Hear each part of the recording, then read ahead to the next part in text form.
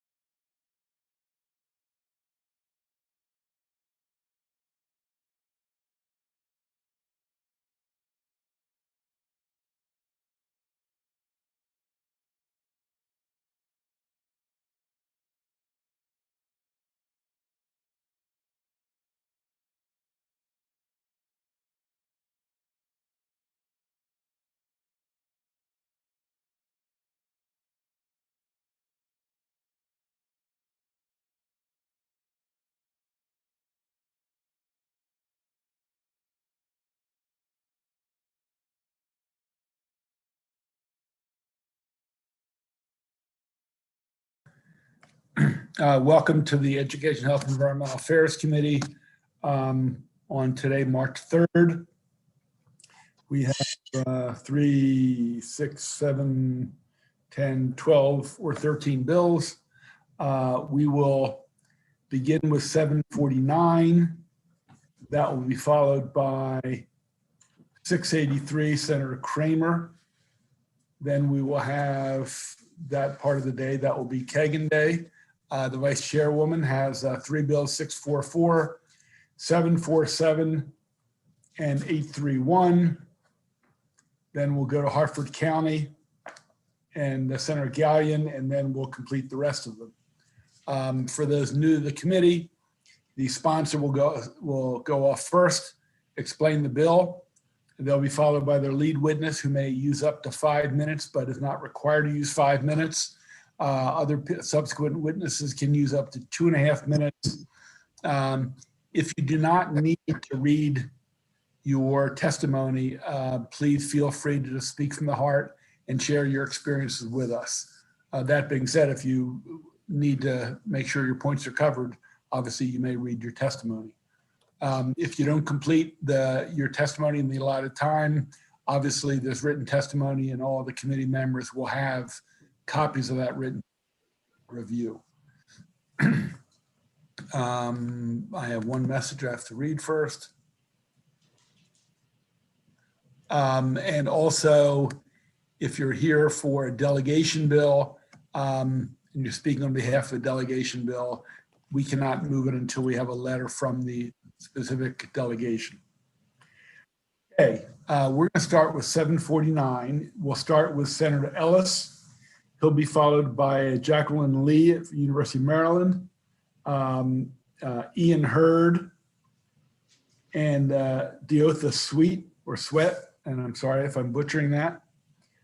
Then we will go to Tanae Kidd.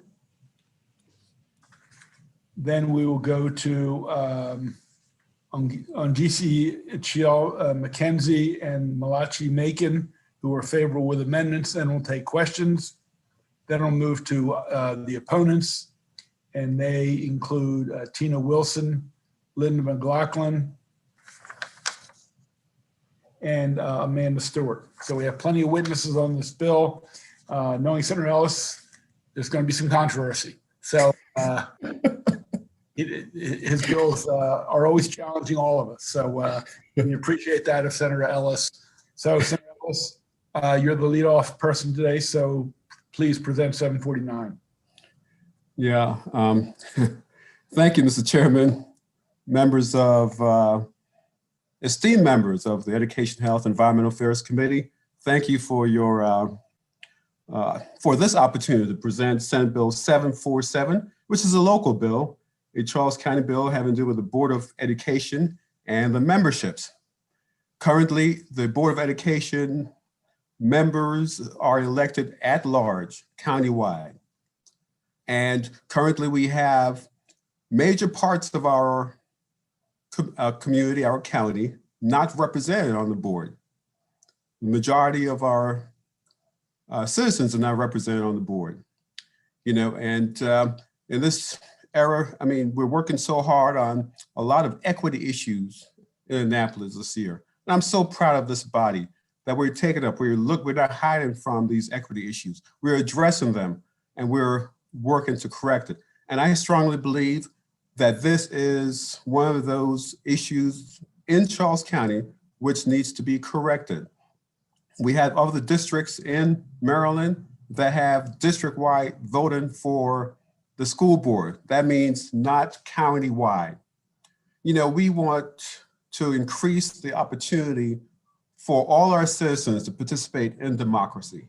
Not just folks who have the biggest checkbooks, have the richest supporters, but citizens with great ideas, involving the community, regular parents who might be working hard every day at a job in the District of Columbia, who come home, they are involved in PTA. They're involved in all these issues. They don't have deep pockets. At the same time, they're deeply involved in the community. They're working really hard in the schools, but they are shut out when they run for election because they don't have the deep pockets in order to support them to run and to win. And we see the disparity there with the current makeup of the school board. This bill also calls for voting rights for the student member. This body authorized that for Montgomery County last year. And my research showed that quite a few other counties have students, board members who have voting rights. So this bill called for limited voting rights for the student member of the Board of Education. And I know that we have quite a few bills today. So, and for the testimony that's coming up, they will go into the details. Witnesses will go into the details about the disparity that exists and how this bill attempt to address to correct those disparities. And I also want to say this is a cross-file bill. You know, delegates and the Charles County senators with Senator Jackson, new senator, he replaced, no one replaced Senator Miller, but he is moving into that seat, District 27. He's also a Charles County senator. He's fully supportive of this bill. So we are determined to bring equity and inclusion in all aspects of our society. And this bill addressed one small area, school board elections. So colleagues are asked for a favorable recommendation for Senate Bill 749, Charles County Local Board of Education, its membership and alterations. Thank you, Mr. Chairman and colleagues. Thank you, Senator Ellis, for your presentation. Ms. Jacqueline Lee, it might be professor or doctor, I just can't tell. Jacqueline Lee.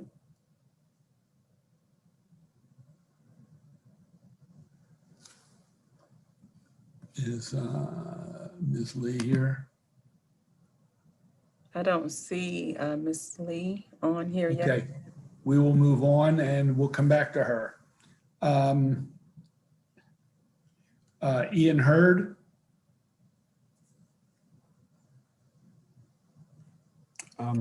Mr. Chairman, could I just jump in? I thought my office made Ms. Diotha Sweat the lead witness for this bill. That's fine. Ian Hurd is in the room, Mr. Chair. He's muted, but he was. Well, if the senator would like Ms. Sweat to go first. Yeah, she's president of the Charles County branch of the NAACP. Okay, Ms. Sweat, please. Good afternoon, Chairman Pinsky and esteemed members of the committee. As stated, my name is Diotha Sweat, and I am the president of the Charles County NAACP. It is an honor to be here today. I am representing the Charles County NAACP in support of Senate Bill 0749. Charles County school system has approximately 26,000 students. And we currently elect 7 members to govern over their body at large to manage those students. Currently, of the 7 members that are elected by the voters of Charles County, 4 members live in District 1, 2 members live in District 2, 1 member lives in District 3, and District 4 has absolutely no representation. Currently, there are 38 public schools in Charles County. Of those 38 public schools, 18 of those schools reside in Districts 3 and District 4. To further paint a picture of the inequity of representation in the county, Charles County has 23 elementary schools. 10 of those schools reside in Districts 3 and 4. 6 of the 10 reside in District 4 with no representation. We have 8 middle schools. 4 of those schools reside in District 3 and 4, and 2 of those middle schools reside in District 4 with no representation. 8 high schools, 4 reside in Districts 3 and 4, and 2 of those schools are in District 4 with no representation. So there are a total of 10 schools in Charles County right now that does not have an elected official that represents them on the school board. Currently, our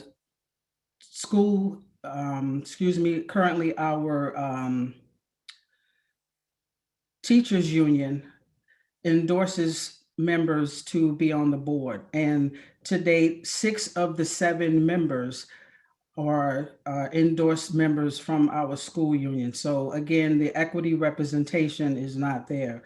I would also like to share with the board that the Charles County NAACP is in favor of our students having a voting voice on the board. We are advocating for this at the state level for all 24 school districts, that the student that is representing the student body has a voting voice at the table. Also in 2014, the state of Missouri State Conference of the NAACP sued the Ferguson School District for this very reason, because it is a violation of the Voting Rights of 1965, Section 2. What was ruled was that the at-large voting depletes and dilutes the Black vote in the district where a large population of Black students reside. This ruling was upheld in the U.S. Court of Appeals in St. Louis in 2016 unanimously, because it furthermore stated that the Black voter had less opportunity to elect their preferred candidates than other members of the electorate. When we have a large population of students that their voting parents, their voting grandparents, their voting relatives do not have an opportunity to vote who the individual is to represent them, we need to have a conversation, and we need to rectify that problem. And because of that, we are here today to support the bill, Senate Bill 0749, favorable vote, that the voting, at-large voting in Charles County is changed through this bill. Thank you very much. Thank you, Ms. Sweat. Thank you. Let's go to Mr. Hurd, please. Thank you. Good afternoon, Chairman Pinsky, Vice Chair Kagan, and members of the Education, Health, and Environmental Affairs Committee. My name is Ian Hurd, and I serve as Charles County's student member of the Board of Education, as well as Chairman of the Maryland Youth Advisory Council. I am speaking in support of Senate Bill 749. For the past 2 years, I have been actively involved with the Charles County Board of Education. First, as a student leader, advocating for youth objectives, and now as the student member, serving as a representative of the 27,000 students in Charles County Public Schools. It is my immense honor today to speak to this committee about the benefits student member voting rights has to offer to Charles County. Students are by far the largest stakeholder within Charles County Public Schools. Action taken by the school board directly impacts the lives of our students.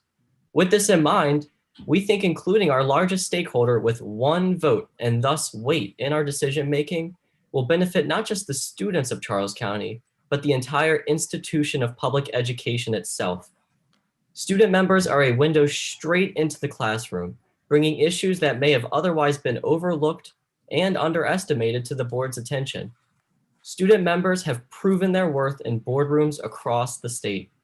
Jurisdictions across the state have opted to give their students a seat at the table, including Anne Arundel County, Baltimore County, Baltimore City, Harford County, Howard County, Montgomery County, and Prince George's County. The institution of student member voting rights dates back to Anne Arundel County in 1975. Since then, a lot has changed in Maryland, but one thing has remained the same: the intrinsic value and power of student involvement and engagement in the systems of government that directly affect them. Throughout the process of advocating for student member voting rights, a common rebuttal I have seen is that student members would have a lack of experience to be making these decisions. Our student members, juniors and seniors in high school, have been living in their school systems for over a decade by the time they are elected to serve. Student members have a unique perspective that distinguishes them from all other board members.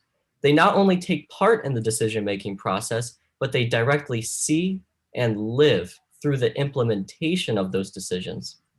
I respectfully request that this committee affirm the role our students play in their education system and deliver a favorable report on Senate Bill 749. Thank you. Thank you, Mr. Hurd. Tyne Kidd, please.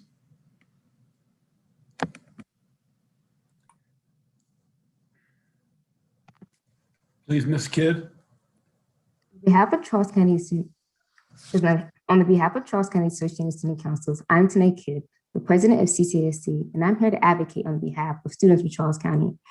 These students are not just students, they're delegates, peers, and my friends. And as Dean said, we are the largest stakeholder in a matter like this. So please note that we are here speaking out, encouraging you guys to support. I think it's coherent to note that student members of the board are highly capable beings, being able to take on the privilege of voting, and they're greatly serviceable to the Board of Education. This is because they're not just student representatives, they're one of us. They're the ones who stay in the classrooms with us and attend weekly classes alongside the people they're representing. And they provide a diverse perspective because they get to interact with us on a daily basis. They're the ones who are active on multiple student platforms to ensure constant communication between the board and students.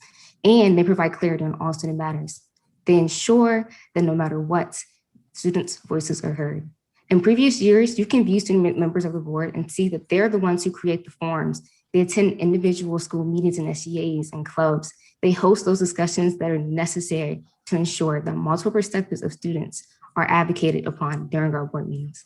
Because of this, our SMOB will always be the one to provide that essential perspective that is beneficial to all affected parties. One of the most significant things to point out is that it's happening now. Looking at surrounding counties like Montgomery and Anne Arundel, and even our devoted Maryland Board of Education, you will always find a hardworking SMOB doing their job for the students. This is why within Charles County, we can assure you it will occur the same way. There is an abundance of passionate student leaders who possess these same capabilities, who are ready to take on this privilege of partial voting rights. For years and years, we have worked diligently to educate ourselves of the responsibility and dedication that comes with such student suffrage. We are not only prepared, but also wholeheartedly committed to taking the next steps. And with your influence and support, we will be able to project Charles County to the forefront of student membership, following the footsteps of the Maryland Board of Education, who allocated student voting rights all the way back in 1989. So together, we can continue paving the way for the time where student input is valued, the time where our opinion and perspective is not just limited to consideration and being heard, but fully accounted for. We will continue to work diligently to ensure this time comes, and we support that could be today. Thank you for all that you're doing. We're looking forward to a brighter future that we're heading towards. Thank you, Ms. Kidd. We have two favorable amendments. I'm going to hear from them, and then we'll open up the questions. Ms. Achille McKenzie.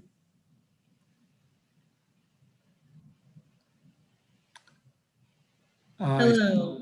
Yep. Can you see me, everybody? You're perfect. All righty. Well, my name is Angasa Ichile McKenzie. I'm really glad to be with you all today. Thank you for allowing me to speak. We at Southern Marylanders for Racial Equality want to submit a favorable request for this bill because there's a critical need for equity among all areas of Charles County. As you heard from President Sweat from the NAACP, we have districts with no representation, and they have needs that are potentially being overlooked because our school board members being elected at large. So we want to make sure that, you know, one man, one vote really becomes a reality for our county. And this bill also would ensure that the students have a voice. So as you've heard from our student leaders, Ian heard, as well as there's other student groups down here that we've met with in my organization that have expressed multiple times on social media, et cetera, that this is what our students want. And just as a parent, just as an adult, for everyone in this committee, everyone on this Zoom meeting, we know that there is only so much we, as not being a part of this generation, can know in the life of a teenager. They live 80% of their lives online. They are now virtually schooled. And so they just have a set of unique needs that previous generations will never fully wrap ourselves around because we did not grow up in the digital age. So just that alone indicates to me that it is at this moment especially critical for them to have a voice, a voting voice on the school board. And with this bill, we can finally give them agency in the system that controls their daily lives and their outcomes. The amendments we propose would be to use the 4 currently established commissioner districts and electing 2 members per district, with 1 more board member being the board president at large. So that would be a total of 8 plus the 1 at large, 8 representatives plus the 1 at large. Also, we would amend the 2- and 4-year term for board members that are staggered with the even and odd numbered districts, and to serve equal term lengths to ensure just that extra layer of equity for all districts. And we can make all of our schools in Charles County equally great and equally represented. And that's all we have to say. Thank you. Thank you, Ms. McKenzie. Malachi Macon, you're comfortable with amendments? Yes, sir. Good afternoon, Chairman Pinsky and esteemed committee members. I am Malachi Macon, a former 2019 student member of the Frederick County Board of Education, and I am here on behalf of the Maryland Youth Advisory Council to express their support for Senate Bill 749. The Maryland Youth Advisory Council was formed in 2008 on the basis of expanding youth leadership opportunities in the legislative realm for youth aging from 14 to 22 years old. This focus and support for youth leadership has always been a core value of the Council, and correspondingly, the Council makes it a priority to support student member voting rights whenever and wherever possible. The Council recognizes the importance of youth voices on boards of education, and I personally can attest to that. Student members on the boards of education are responsible and passionate individuals, capable of presenting new and valuable perspectives, which may have been overlooked otherwise. As students, they, along with their peers, are primary constituents and therefore the heart of each and every school system. Their input on any issue proves extremely valuable because everything affects them in one way, shape, or form. Therefore, it is paramount that the student members' input be solidified with an official vote. The Maryland Youth Advisory Council supports Senate Bill 749 with 1 potential amendment: maintain the current age requirement for board member candidacy of 18 years of age. The Council understands the need to ensure that candidates for the Charles County Board of Education are qualified and tenured residents of Charles County. However, the Council believes raising the age to run for office to 21 years of age or requiring candidates to be registered voters of 3 years, a requirement that cannot be met by a legal adult of 18 years age, is not an effective way to ensure those qualifications. The closer policymakers are in tune with the experiences of youth, the more effective youth policies will be, the more empowered and productive youth citizens will become, and the greater benefit there is to the lives of youth as a whole. The Council is confident that Senate Bill 749 will ensure the growth of civic engagement within Charles County for decades to come. For these reasons, the Council supports Senate Bill 749 with amendments and respectfully requests a favorable report from the committee. Thank you. Thank you, Macon. Floor is open for questions. I see the Vice Chair Kagan has a question. Thank you, Mr. Chairman. So I have a statement and a question. The statement, first off, I'm delighted that Mr. Hurd, Ms. Kidd, and Mr. Macon were with us today. Student leadership is our future. And I have to say, Senator Ellis, I actually voted for the very first SMOB, student member on the Board of Education, when I was in high school. So we are not new to this game. This goes back to the like 1600s or something. And the person whom we elected is now on the county board of elections and is still very much active and a lawyer and a community leader. So I believe very much in the concept of student member on the Board of Education. And my question briefly is, are you aware that this issue has come up on the floor of the House for Montgomery County? And there was just an amendment that was passed following exactly what Charles County is talking about. So, if you have any insights or opinions Yes, about that, that's a little bit of an isn't that so softball your way. Well, it was put as a question, am I aware? And oh, am I? Oh my goodness. So Okay. that bill in the House has taken on a life of its own. Yes. It's House Bill 655 put in by Delegate Crosby. Not just, well, it was initially for district-wide voting, so they're county-wide voting for commissioners affecting Charles County, Calvert, St. Mary's, and a few other, Garrett and Queen Anne's. And so it just passed today, passed the House. So it's coming over to our committee very soon. And they amended Montgomery County School Board elections also to do exactly what this bill for Charles County Yep. is requesting that we do. Yep. So Well, thank you for the leadership in helping provoke that conversation, because I think it's overdue for Montgomery County. So thank you very thank much. you, Senator. Yeah. Thank you, Mr. Chairman. Let me ask the sponsor a question. As I read the bill, it calls for 6 districts. And I think in the testimony, it said currently there are 4.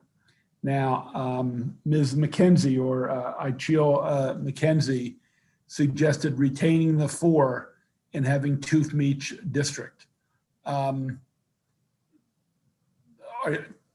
Is there a strong, look, you can always change lines and people adapt to them.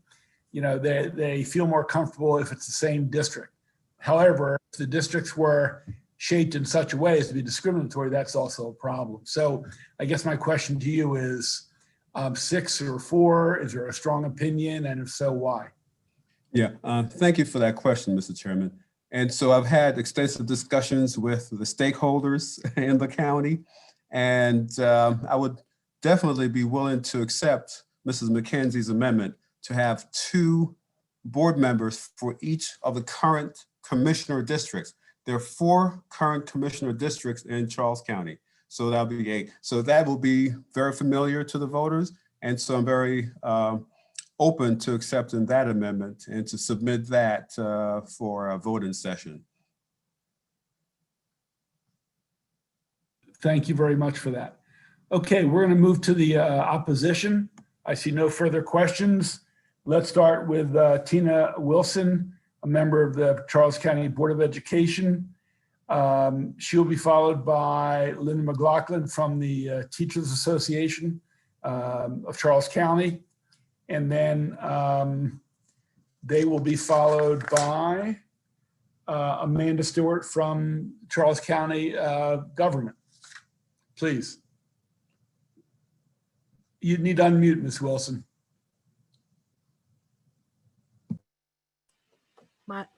Good afternoon, Mr. Chairman. Members of the Education, Health, and Environmental Affairs Committee, my name is Latina Wilson. I serve as chairman of the Charles County Board of Education. I am here today to express opposition of Senate Bill 749. The Charles County Board of Education's concern with this bill is that there has not been sufficient opportunity for public input. The bill is a significant change in which we elect our Board of Education. As you know, our community has an interest in who serves on the board and how they are chosen. Changing the current structure of the board demands extensive public input to ensure the preference of our community, and is reflected in the process. We have roughly 160,000 plus citizens and over 27,000 students. We understand the pandemic makes community outreach incredibly challenging. It is vital that we honor the public process and protect its integrity by ensuring the citizens of Charles County are afforded the opportunity to weigh in on their right to vote. If this bill goes through, it establishes an unbelievable bad precedent for future important public policy. Annually, the Board of Education holds a joint public meeting involving the county commissioners and our delegation.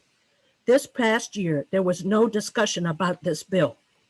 As you know, the bill also contains full student voting rights that on its own device deserves significant discussion, including the legal ramification. The Charles County Board of Education recently convened a special work session to discuss this topic and afforded the public the opportunity to weigh in. We carefully weighed that, and we afforded the student board member the opportunity to present his position. We voted against it. Respectfully, I ask that you vote against this bill to protect the public process, to allow for a broader public participation. Give the citizen of Charles County the opportunity to weigh in on how they choose their Board of Education members. Thank you, Mr. Chair. Thank you, Ms. Wilson. Ms. McLaughlin. Good afternoon, Chairman Pinsky, Vice Chair Kagan, and members of the Senate Education, Health, and Environmental Affairs Committee. My name is Linda McLaughlin, and I am the proud president of the Education Association of Charles County. As president of the EHCC, I speak for over 2,000 certificated educators whose livelihoods are directly impacted by education legislation. I'm speaking to you today in opposition to Senate Bill 749, which would alter the way school board members are elected, as well as award full voting rights to the student member of the board. Let me be clear. I am not against representation or a diverse population being represented by elected leaders from their community. As a local union leader, I am an advocate for people having voice, and that is where my objection lies. What I object to with this legislation is the process that skipped over voices from being heard from the very community and the legislation that it would possibly improve. For the legislation that would affect local constituents directly, I would have expected a conversation or open meeting with the Board of Education, with county commissioners, or a public forum to gather feedback from parents and other community stakeholders, such as educators. None of these three things happened. EACC held a legislative reception on January 6th, to which elected officials were invited and discussed numerous issues. This bill was not one of them. As has been mentioned, the bill suggests 6 districts, and currently there are 4 county commissioner districts. If this bill is to streamline processes and representation, and based on the current existing structure, what is the intent and rationale for 6 districts? Had there been a public forum, constituents could have asked questions such as this. And as a point of information, District 4 has had representation on the Board of Education for 15 years. The equity is there. The second piece of Senate Bill 749 that I oppose is the full voting rights for the student member of the board. As Mr. Hurd said, student voice is a unique perspective that is a positive inclusion in school decisions, but full voting rights are not appropriate. Students should not be subjected to the intense scrutiny and public pressure that elected adults are as members on the school board. Ask any of our school board members during this pandemic how they've been pressured, and they'll tell you. Students should not be voting on school boundaries, redistricting, personnel issues, appeals, collective bargaining, things like that, for example. Students simply do not have the life experience or maturity to make decisions such as these. Full voting rights would create a situation, as has been seen in other counties, where students can be lobbied by adult groups to fulfill their own self-interests.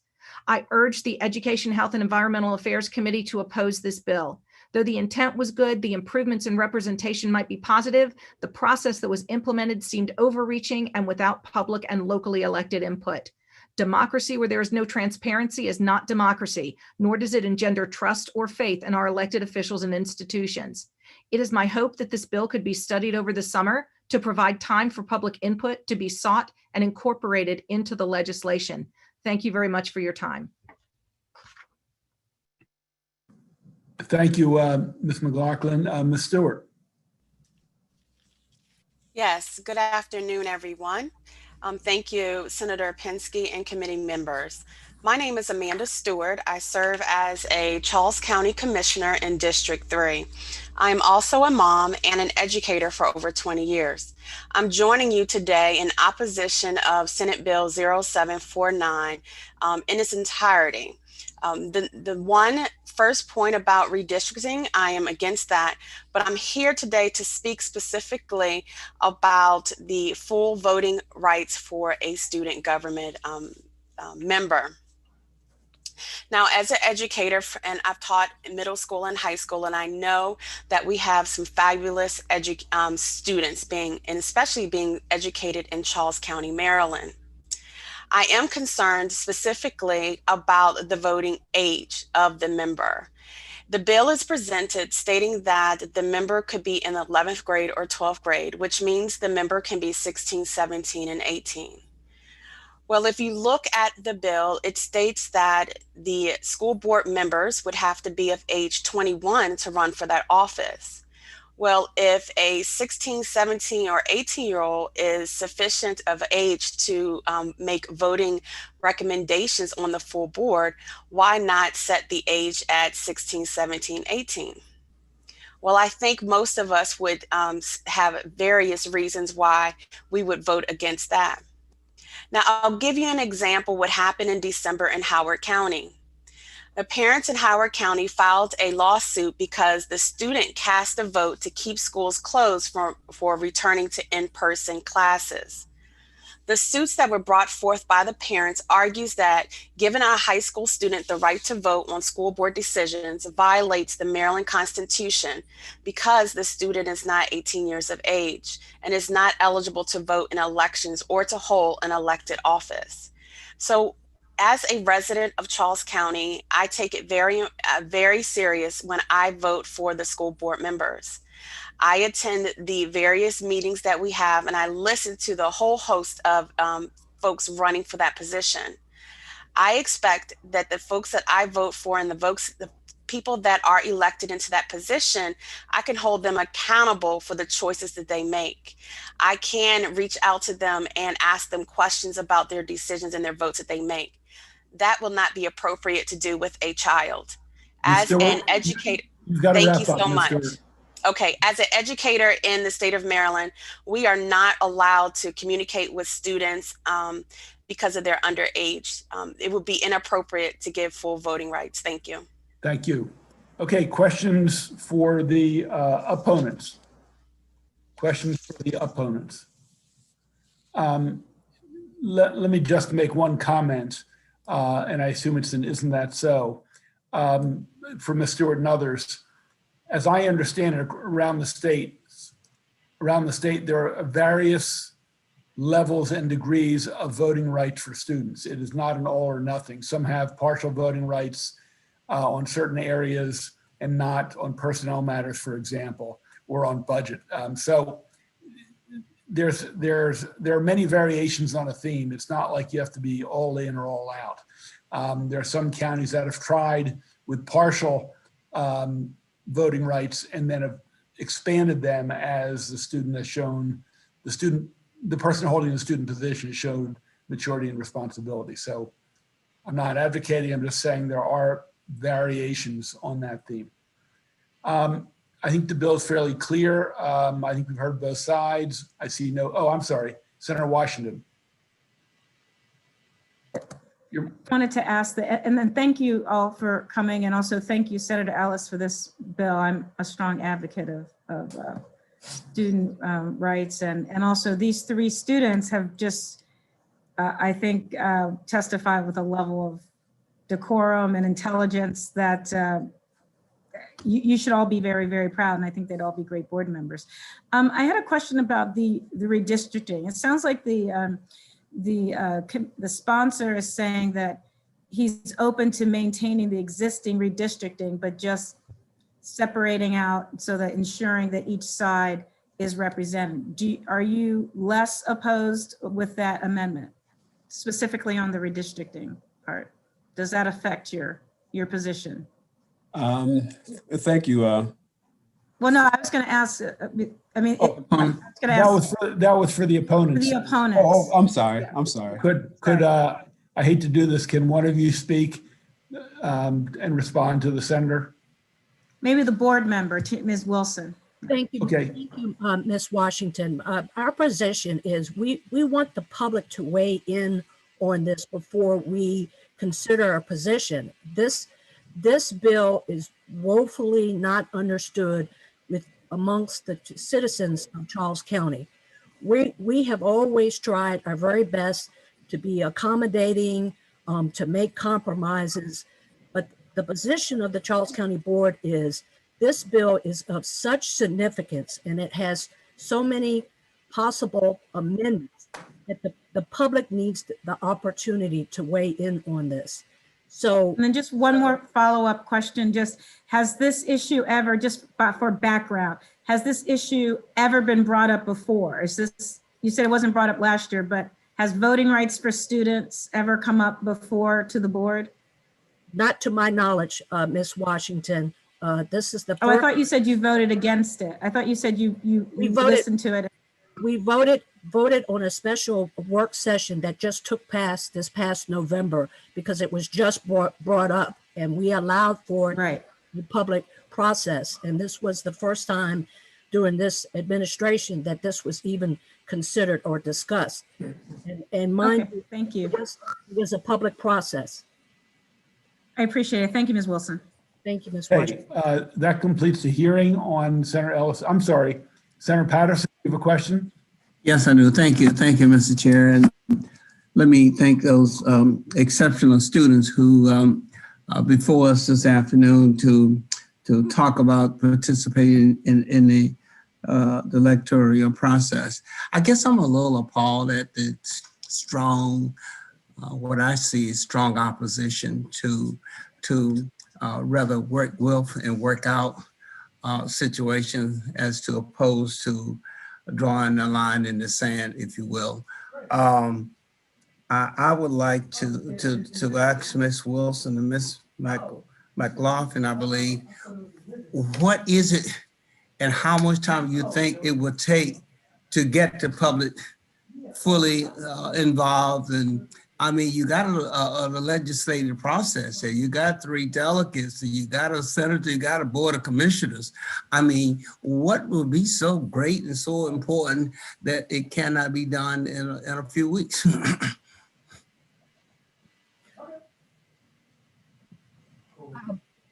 Well, it goes back to allowing for a public process. This bill never went to the commissioners. As far as I know, Commissioner Stewart is on this line, and the public never had a chance to view it. To put a timeline on that, I think we would be hard pressed. It's not impossible, but I think it would be better for the public that they be afforded a reasonable amount of time. What is the sense of urgency that it has to be done this year? I mean, so this is the first time that this is coming up.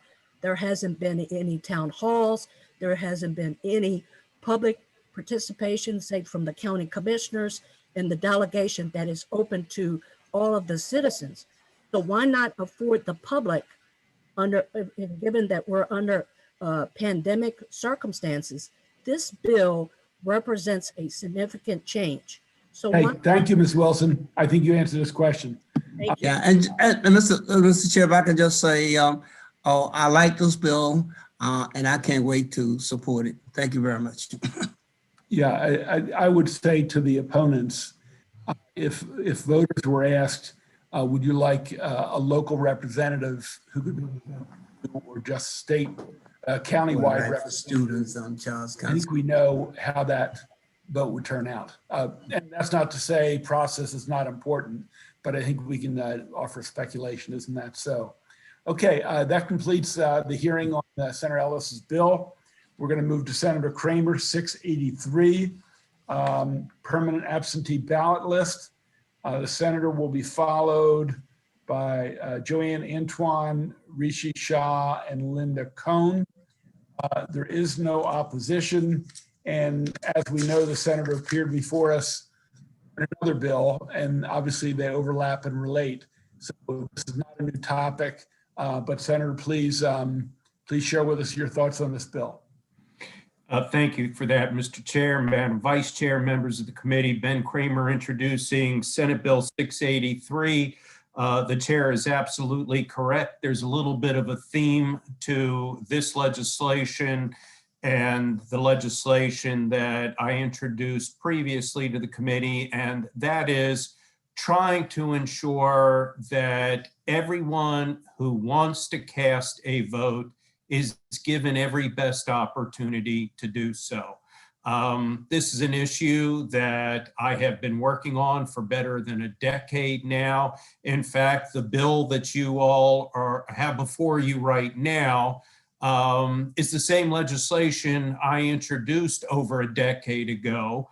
It did pass out of the House and never received a vote in the Senate. In fact, I believe that happened on 2 different occasions with this legislation.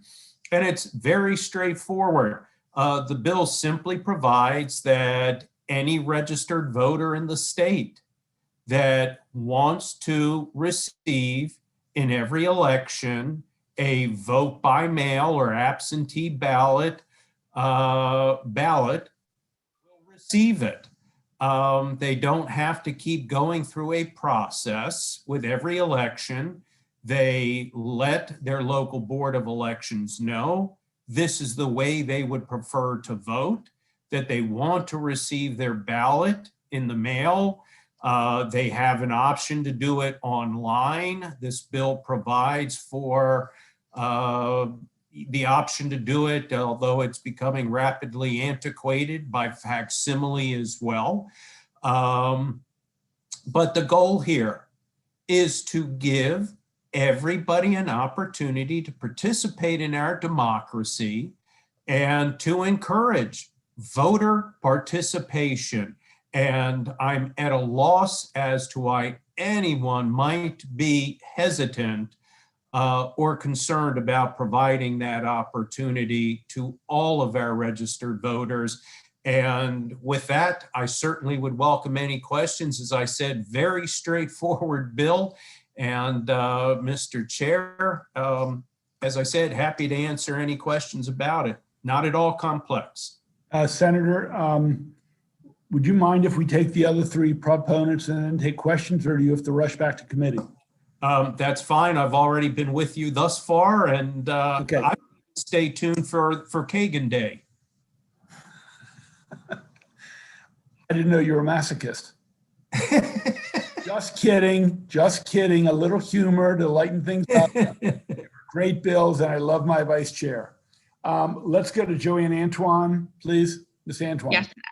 Good afternoon, Chair Pinsky, Vice Chair Kagan, and members of the committee. For the record, Joanne Antoine with Common Cause Maryland, testifying in support of Senate Bill 683, which would establish a permanent mail-in voting list. I don't want to be repetitive. Senator Kramer already did a great job of highlighting, what the bill aims to do. We know that there are Marylanders who, even before the 2020 election, regularly voted by mail. And for those who are opting into the system, a lot of times it can be confusing. They don't realize that they need to make a request in every election. And what we find is that some folks will miss the deadline. Some people aren't clear that they can make a request online. So, this is just a seamless change that ensures that those who need to regularly vote by mail, that they're able to do so without any issues. I did want to note just a friendly amendment.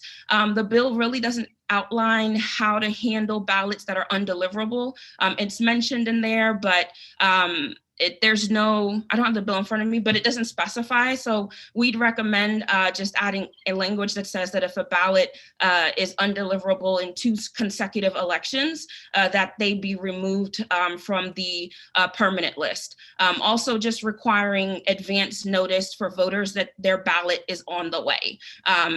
We have a similar bill in the House. I believe it's House Bill 1048. I think it's on second reader. It's included in there. So again, just making sure that the voter who is on this list knows well in advance, at least 45 to 60 days in advance, that their ballot is on the way. And we urge a favorable report. Thank you. Ms. Antoine, are those amendments you suggested in your testimony? Yes. Okay. Ms. Goodman, would you please note that for me? Thank you. Mr. Shaw. Good afternoon, everyone. Good afternoon, Chairman Pinsky, Vice Chair Kagan, members of the committee. My name is Rishi Shaw. I'm an associate with Marilyn Berg, testifying in support of Senate Bill 683 to create a permanent mail-in ballot list. As Senator Kramer and Joanne already said, Maryland voters who need to or prefer to vote by mail, especially elderly people, people with disabilities, should have the ability to apply to be on a permanent mail-in ballot list so that they receive a ballot in the mail for every upcoming election and they don't have to fill out paperwork every single election cycle. It's a lot more efficient for voters as well as election administrators, and it'll reduce the likelihood of, as Joanne said, voters missing on deadlines to do so, messing up paperwork, or otherwise having these really avoidable complications with the voting process. I don't want to be too repetitive. I'll just flag a couple of things. One, 2020 was the first time that a lot of voters chose to vote by mail. And as a result, a lot of these people realized that they might prefer to vote by mail and they'll want to continue doing so in the future. As a result, we're going to see an increase in people voting by mail in 2022, 2024, and beyond compared to the past. And we really want to make sure that anyone who wants to vote by mail has the ability to do so without these unnecessary barriers. The second thing is that this idea really works in other places. 7 states, as well as Washington, D.C., have a permanent mail-in voting list, and some of these have been around for decades, and there haven't been any issues that have required significant changes to the system. Our written testimony cites a study in San Diego County that found that this permanent mail-in voting list increased voter turnout in the election after it was implemented, as well as future elections to come. So it really does work to boost voter participation in our elections. Moving forward on this legislation creates a more robust vote by mail system and ultimately just increases voter turnout and bolsters our democracy. So we respectfully request a favorable report on this bill. Thank you, Mr. Shaw. And finally, Linda Cohn. Hi, yeah, thank you, Mr. Chair, Madam Vice Chair, and members of the committee. My name is Linda Cohn. I'm here today on behalf of the League of Women Voters to urge a favorable review of SB 683 to create a permanent absentee ballot list. The League believes that a permanent list can encourage greater use of mail-in voting, which is more accessible for most voters. Previously, the League indicated its support for elections by mail on SB 29, as Senator Kramer already referenced. We support voting by mail and acknowledge that there are different ways of conducting elections to get there. So one of the policy issues in front of you is whether you want an opt-in system or an opt-out system. A permanent absentee ballot list is an opt-in system. Voters, at their choice, complete an application to automatically get a ballot in the mail for all elections rather than voting in person. So they opt in to voting by mail. For SB 29, elections by mail directs that registered voters automatically get a ballot in the mail sent to them. If instead someone chooses to vote in person, they're opting out of vote by mail. So opt in or opt out.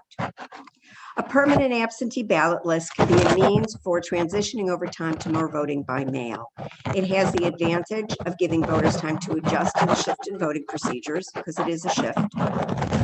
Boards of elections also have time to adjust things. Boards may at times over time. Hold on, Ms. Stone. Someone is not muted other than the speaker. Please make sure. I'm not sure what that is, but everyone is muted. So I'm not sure what that was. Okay. I'm sorry. Go ahead, Ms. Cohn. Okay, sure. The voters have time to adjust over time and get used to a shift in voting procedures. The boards of elections also are able to shift things over time, like the number and placement of voting centers, drop boxes, that sort of thing. Everybody has some time to adjust. But we know that significantly greater use of absentee balloting, as well as elections conducted predominantly by mail, are both approaches that can work. We learned that in 2020. We proved that in 2020. It worked and voters embraced it. Both approaches worked. So we do urge, the League urges a favorable review of SB 29, and thank you very much. I'm sorry, SB 683. Thank you very No, much. That's fine, Ms. Cohn. Okay, there are no opponents signed up. Orally, there is one written opponent. Maryland Stands Up, Inc. Are there questions for any of the people testifying? It's a pretty straightforward bill. It calls for a permanent vote by mail list. Seeing no further questions, Senator, obviously you put in 2 bills on how to efficiently run elections. We will take up one or both in the near future. Thank you. Thank you, Mr. Chair. Thank you, committee. Enjoy. Okay. Thank you. We're going to go to 644, the Vice Chair, State Officials' Appointments, Advise and Consent of the Senate. The Senator will present, and then we'll take questions. There's one opponent, Jean Hale from the State Board of Education. So we'll start with Senator Kagan, 644. Thank you very much, Mr. Chairman. And Kagan Day and EHE is going to be fun. I have 3 bills. This is the quickest of them. As you all know, Senator, so for the record, Cheryl Kagan, very proud to be the senator for Gaithersburg and Rockville. I think you all know that I care a lot about oversight. We care in our democracy about checks and balances.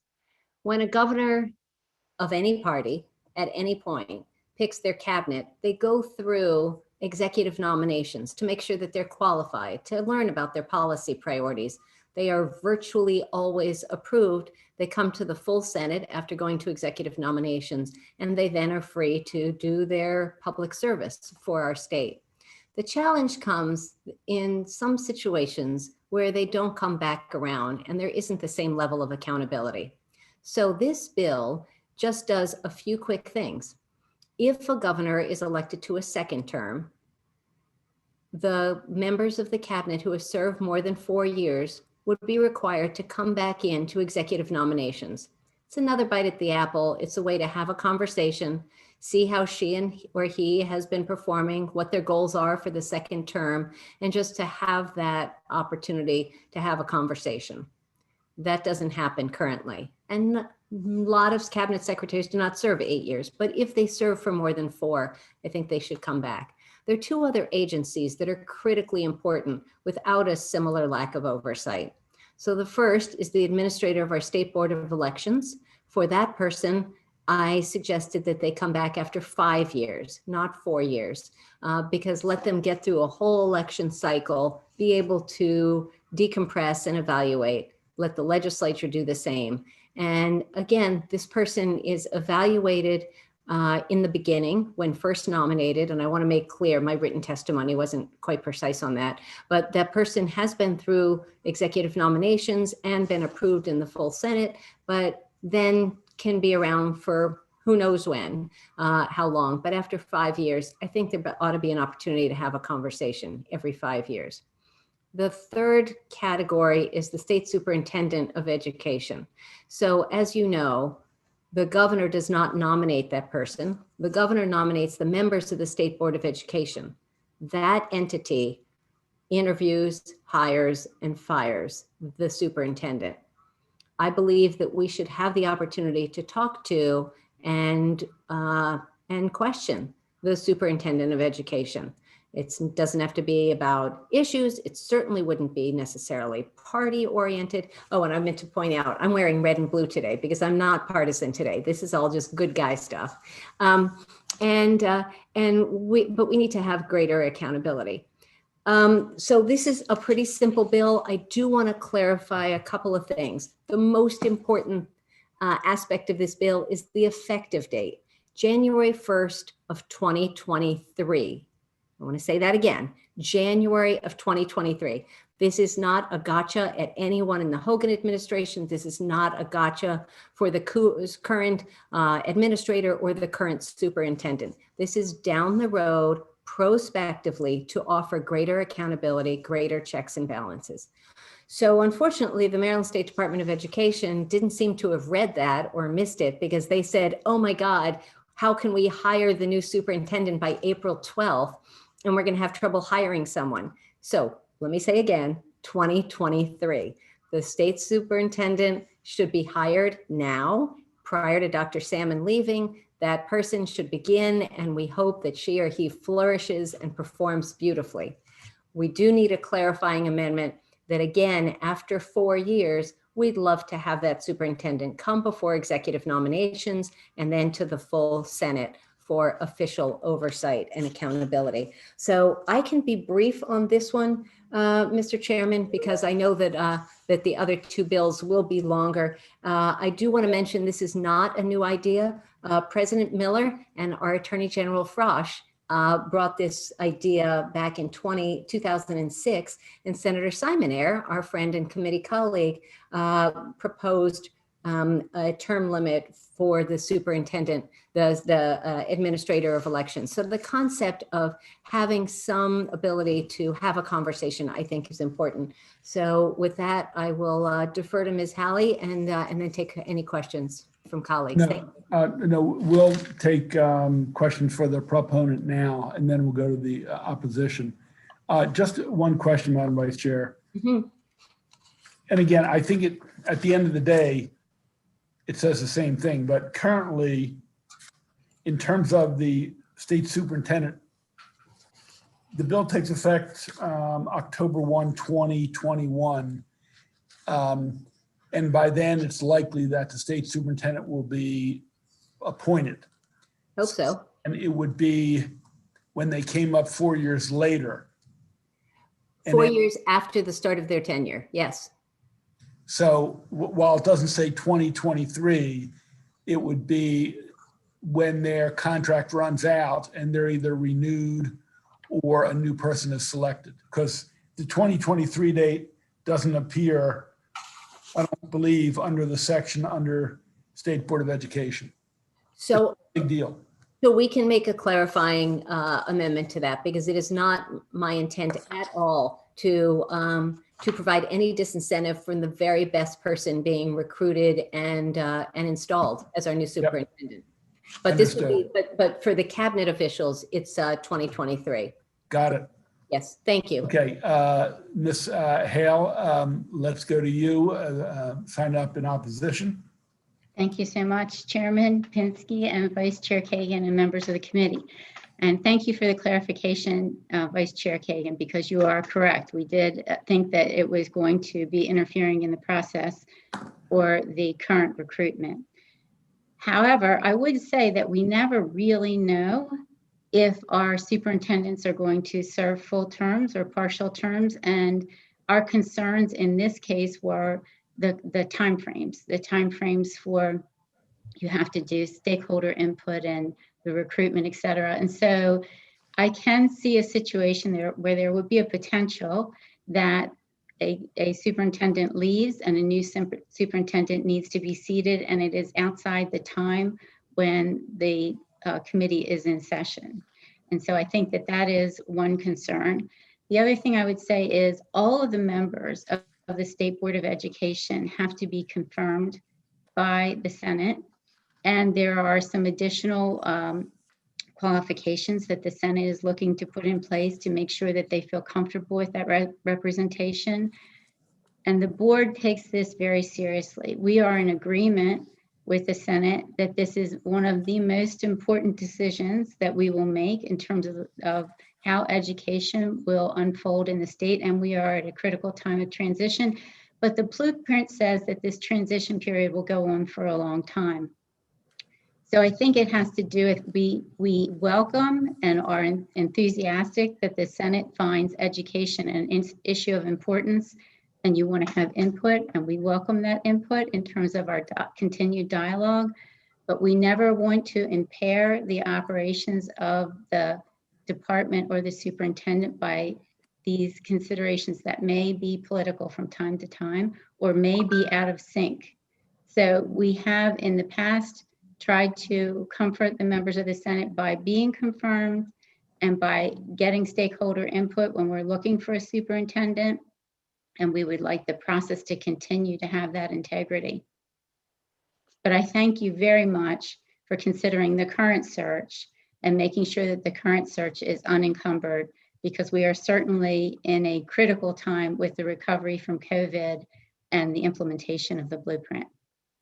Thank you, Ms. Hale. And I'm sorry I didn't mention Ms. Hale is a member of the State Board of Education, if that wasn't clear. So thank you, Ms. Hale.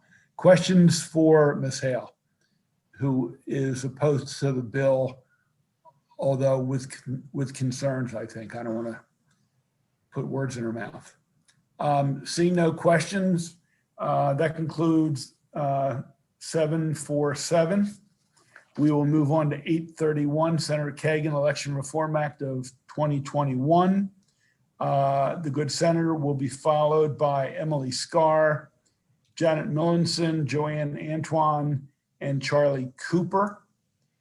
Then we will have Mr. Canali have favorable with amendments, Lynn Garland have favorable with amendments, and as I scan the sign-up sheet, Mr. Chairman, did you skip on to 831 as opposed to 747, which is next?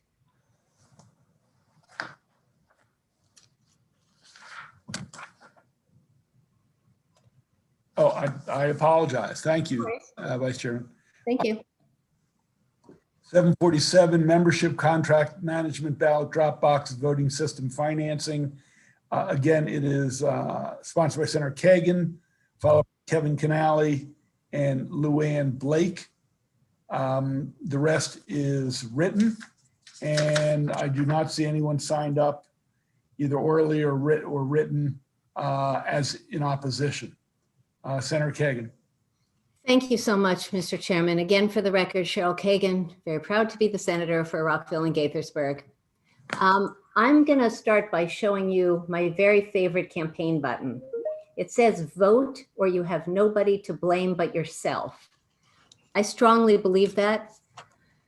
This bill is going to provide better oversight and accountability. I think many of you know that for the last few years, I have attended almost every State Board of Elections meeting and certainly all throughout the pandemic, virtually all of them, and a good chunk of the Montgomery County local Board of Elections meeting. So in this bill and the next one, I have worked in partnership with organizations, many of which who are testifying today, either orally or who have submitted in writing.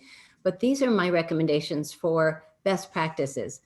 Virtually none of this is going to be ideological and none of it is partisan. So I'm going to walk you through this bill is going to put some guardrails and oversight around our Board of Elections.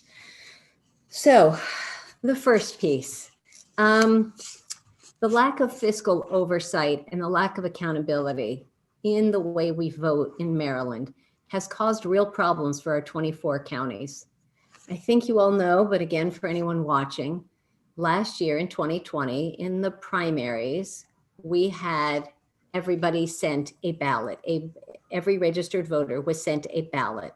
They could either return it in the mail, return it at a drop-off box, ignore it, and go vote in person. They had lots of choices. Voter turnout was extraordinary, especially considering that it was a primary. In the general election, or for the general election, as the pandemic continued, Governor Hogan wanted to change the rules, which is his prerogative. To the winner goes the spoils, and he got to make the rules. And he said, let's not send voters a ballot, let's send them an application. So after we educated voters that they were getting a ballot in the mail, we had to re-educate voters and tell them that they were going to get an application. One of the challenges was voter confusion, but another real challenge was the burden, financial and staff, on our 24 local boards. Because rather than the governor saying, I want to do it this way and paying for it, he said, I want to do it this way, and the locals are going to have to pay half. No advance budgeting, no heads up. And so rather than doing one mailing of sending somebody a ballot and getting it back, there was a sending the application, getting back an application, sending someone a ballot and getting the ballot back, postage paid. All that cost was borne 50-50 by the state and the county.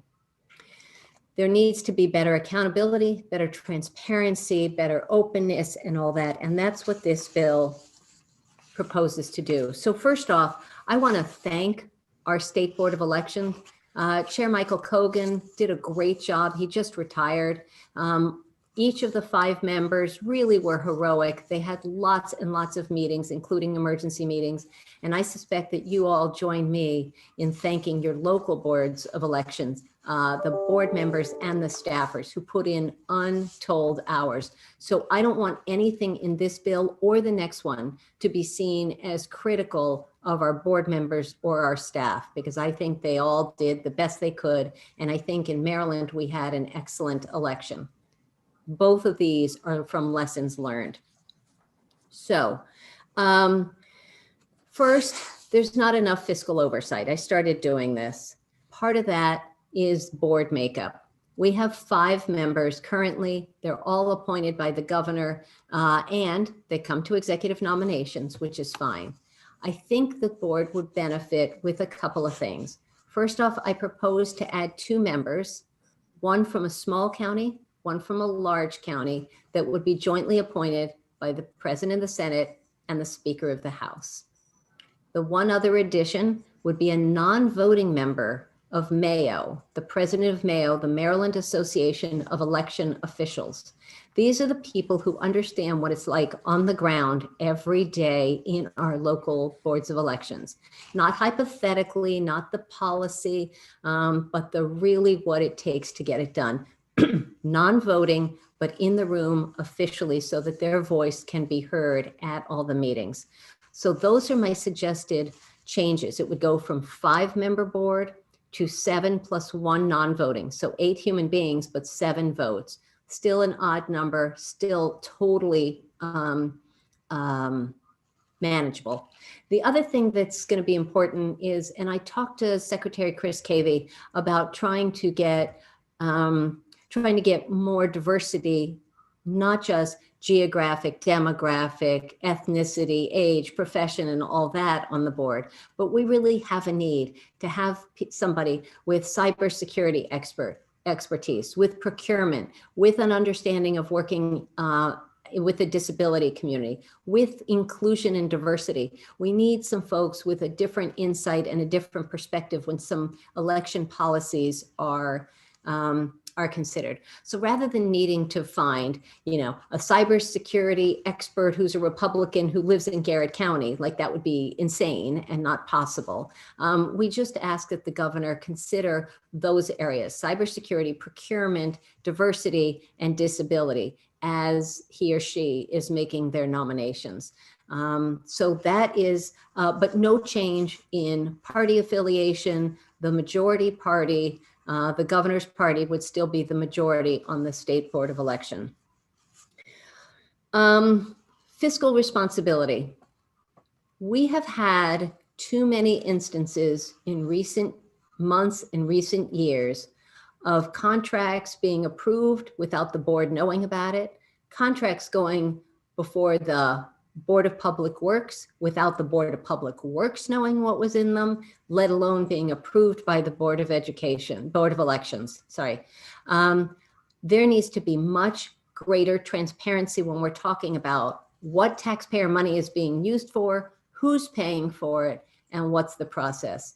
So this bill would propose that the staff would send every single contract, a list of them, to the State Board of Elections for their consideration. But we don't want to have a whole conversation in a board meeting on $4,000 for paper clips, okay? So they would only be required to vote on contracts of $50,000 or more, and there would have to be disclosure. So you couldn't lump in a big expenditure into a large package going before the Board of Public Works.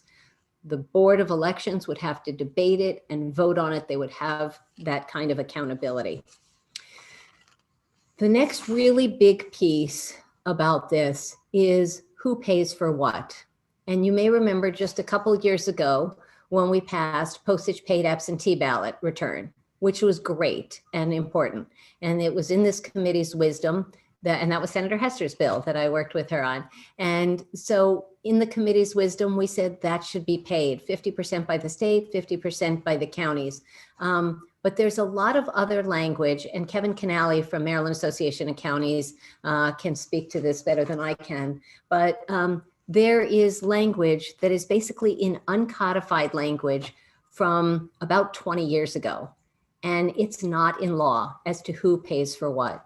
And our local jurisdictions are already hurting. And the idea that they can be surprised with an unfunded mandate and no accountability and no ability to say no is absurd and irresponsible and unfair. I don't even know which adjectives to use. So what we propose, and again, it will be the wisdom of the committee as to what the state should pay for 100%, what the county should pay for 100%, and what should be split. Also, what happens to federal funds? Who gets that? Do we share it, or does it go all to the state or all to the counties? So I think that's going to be an interesting conversation. In this bill, what I propose is that there would be a 50-50 split on acquiring voting systems, the supplies, the equipment, the maintenance, and all that would be a 50-50 split. The ballot drop-off boxes, let's share that. The printing of mail-in ballots and envelopes, all that should be 50-50. The Department of Budget Management submitted, Mr. Chairman, you will see that they actually submitted testimony. And it was a letter of concern that it was opposition because they did a Chicken Little, the sky is falling on some of these things. And some of the issues they raised, I think, were unreasonable. Bottom line is the state has the funds.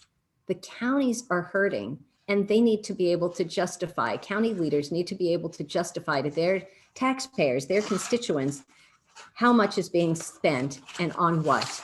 So, for instance, one of the issues that that the Department of Budget Management was objecting to was paying for the National Voter Registration Database. Do you know how much that costs?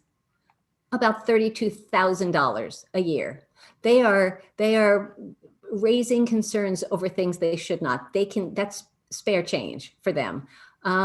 There also needs to be greater transparency when the state is sending invoices, essentially invoices, and asking the counties to pay for stuff, because they do a one big you owe us X dollars and it's not even itemized. And there have been stories of counties that are charged for services and goods that they don't even use and that they're expected to pay. So this is another part of transparency. There are just two other parts, and then I will defer to my colleagues. So one is, I think we all heard stories about the accuracy of our voter databases. Now, obviously, we heard a lot at the national level about that. I'm not raising those questions, but I think we all have the stories, and I shared the story of the woman who sold me my house 5 years ago, my townhouse, who registered in another state, and yet I got a ballot for her last year. That's scary. Now, that was a glitch, but we pay for this national voter database update, and we are part of a national compact.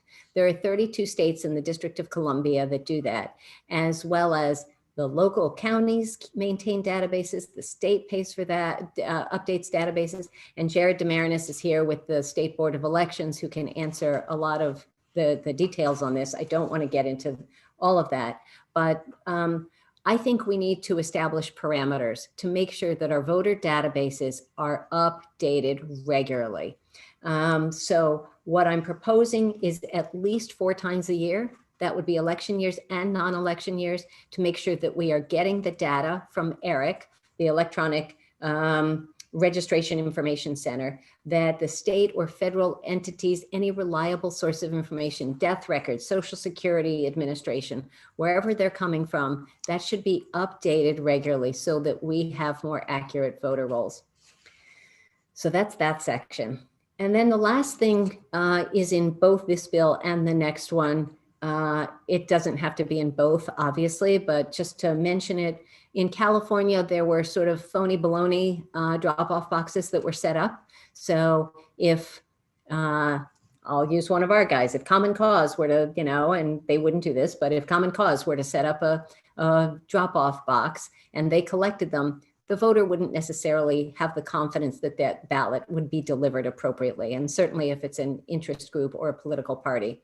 The only drop-off boxes that should be allowed are those that are authorized by the state and/or county boards of elections, no one else, because that's who's going to have accessibility considerations, location considerations, and yikes, and and security. Sorry, video cameras. With that, Mr. Chairman, I will stop and defer to my witnesses. Mr. Canale, followed by Ms. Blake. Thank you, Mr. Chairman and members of the committee. Kevin Canale here on behalf of the Maryland Association of Counties in strong support of Senate Bill 747, as this is a priority initiative for Maryland's 24 county jurisdictions. You have my written testimony, and I'd like to follow up on Senator Kagan's excellent walkthrough of the bill. I'll say this bill is long overdue. The state's odd and antiquated mix of laws and practices in governing elections deserves a much needed reboot.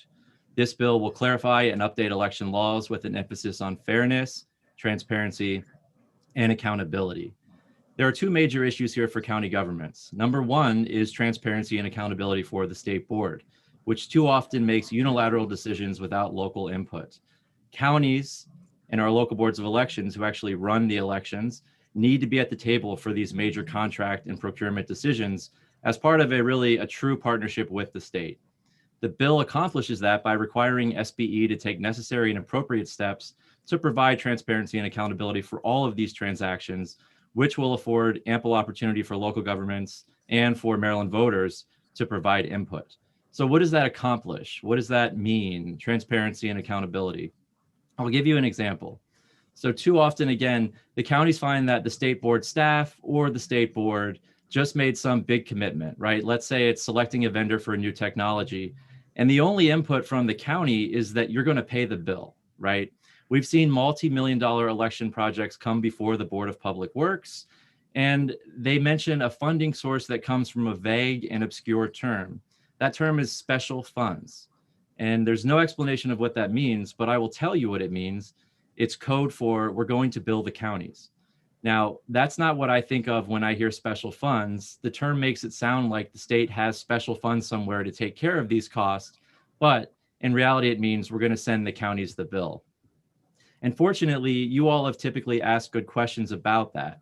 Where are the special funds coming from? From the counties? Which counties? What's the formula? Do they support this? Were they part of what this was that got us here? The bill essentially takes those questions that you've been asking on the back end and puts them on the front end.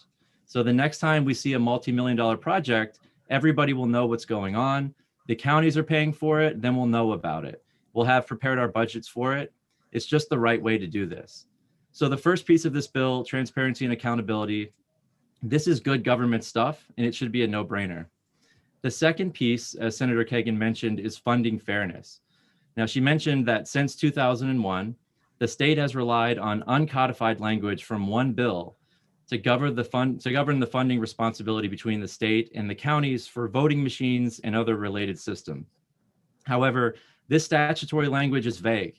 And again, SBE often makes arbitrary decisions that shift administrative and cost burdens onto local boards of elections, whose operations are supported by county funding. And we've seen this many times over the years. And Senator Kagan, I think, mentioned the analysis from DLS on the state board budget. And I want to mention the poll book project. Now, there can be disagreement over whether or not the poll book should qualify for a 50-50 cost split in that uncodified language. We think it should. The state board think it shouldn't. But there's a bigger issue here that I think is very, very important for everyone to understand. What the budget analysis shows is that for some reason, over the course of 1 year, the state has gone from funding 31% of this poll book project, which is about 9.3 million, the 31%, to just 11% over the course of 1 year. So they've gone from 9.3 million to paying 3.3 million. And what this does is, of course, it shifts $6 million onto county governments. And as DLS notes, the state board provided no explanation for this shift. The result is that counties are now being made to fund 89% of the poll book projects, but we have zero input, no oversight, and zero participation in the process. This poll book implementation is 4 years later than originally anticipated, as the local boards were told this would be ready for the 2018 election, and these were originally purchased in 2006. Now, I know that this is a big project and it has lots of moving parts, but the bottom line is that in fiscal 22, local contributions will be nearly double the amount that was projected just in the 2020 session. As long as the state does not bear the burden of the costs that result from managerial decisions, the administration will have no incentive to contain those costs or ensure that management choices are fiscally prudent. The ambiguity in the state and local funding structure also became an issue during the last election. Senator Kagan talked about that. Senator, Mr. Canali, you got to wrap up. You're at time limit. We need to fix this. We need to codify the language from 2001. We need to give clarity and security for the state and the county governments. Let's make sure we're on the same page. By codifying and clarifying. Thank you, Mr. Canali. Sure. Okay, questions for the sponsor, Mr. Canali. Seeing none, this concludes the hearing on 747. Now we're going to 831. Mr. Chairman, Mr. Chair. there are a couple senators trying to get your attention. We will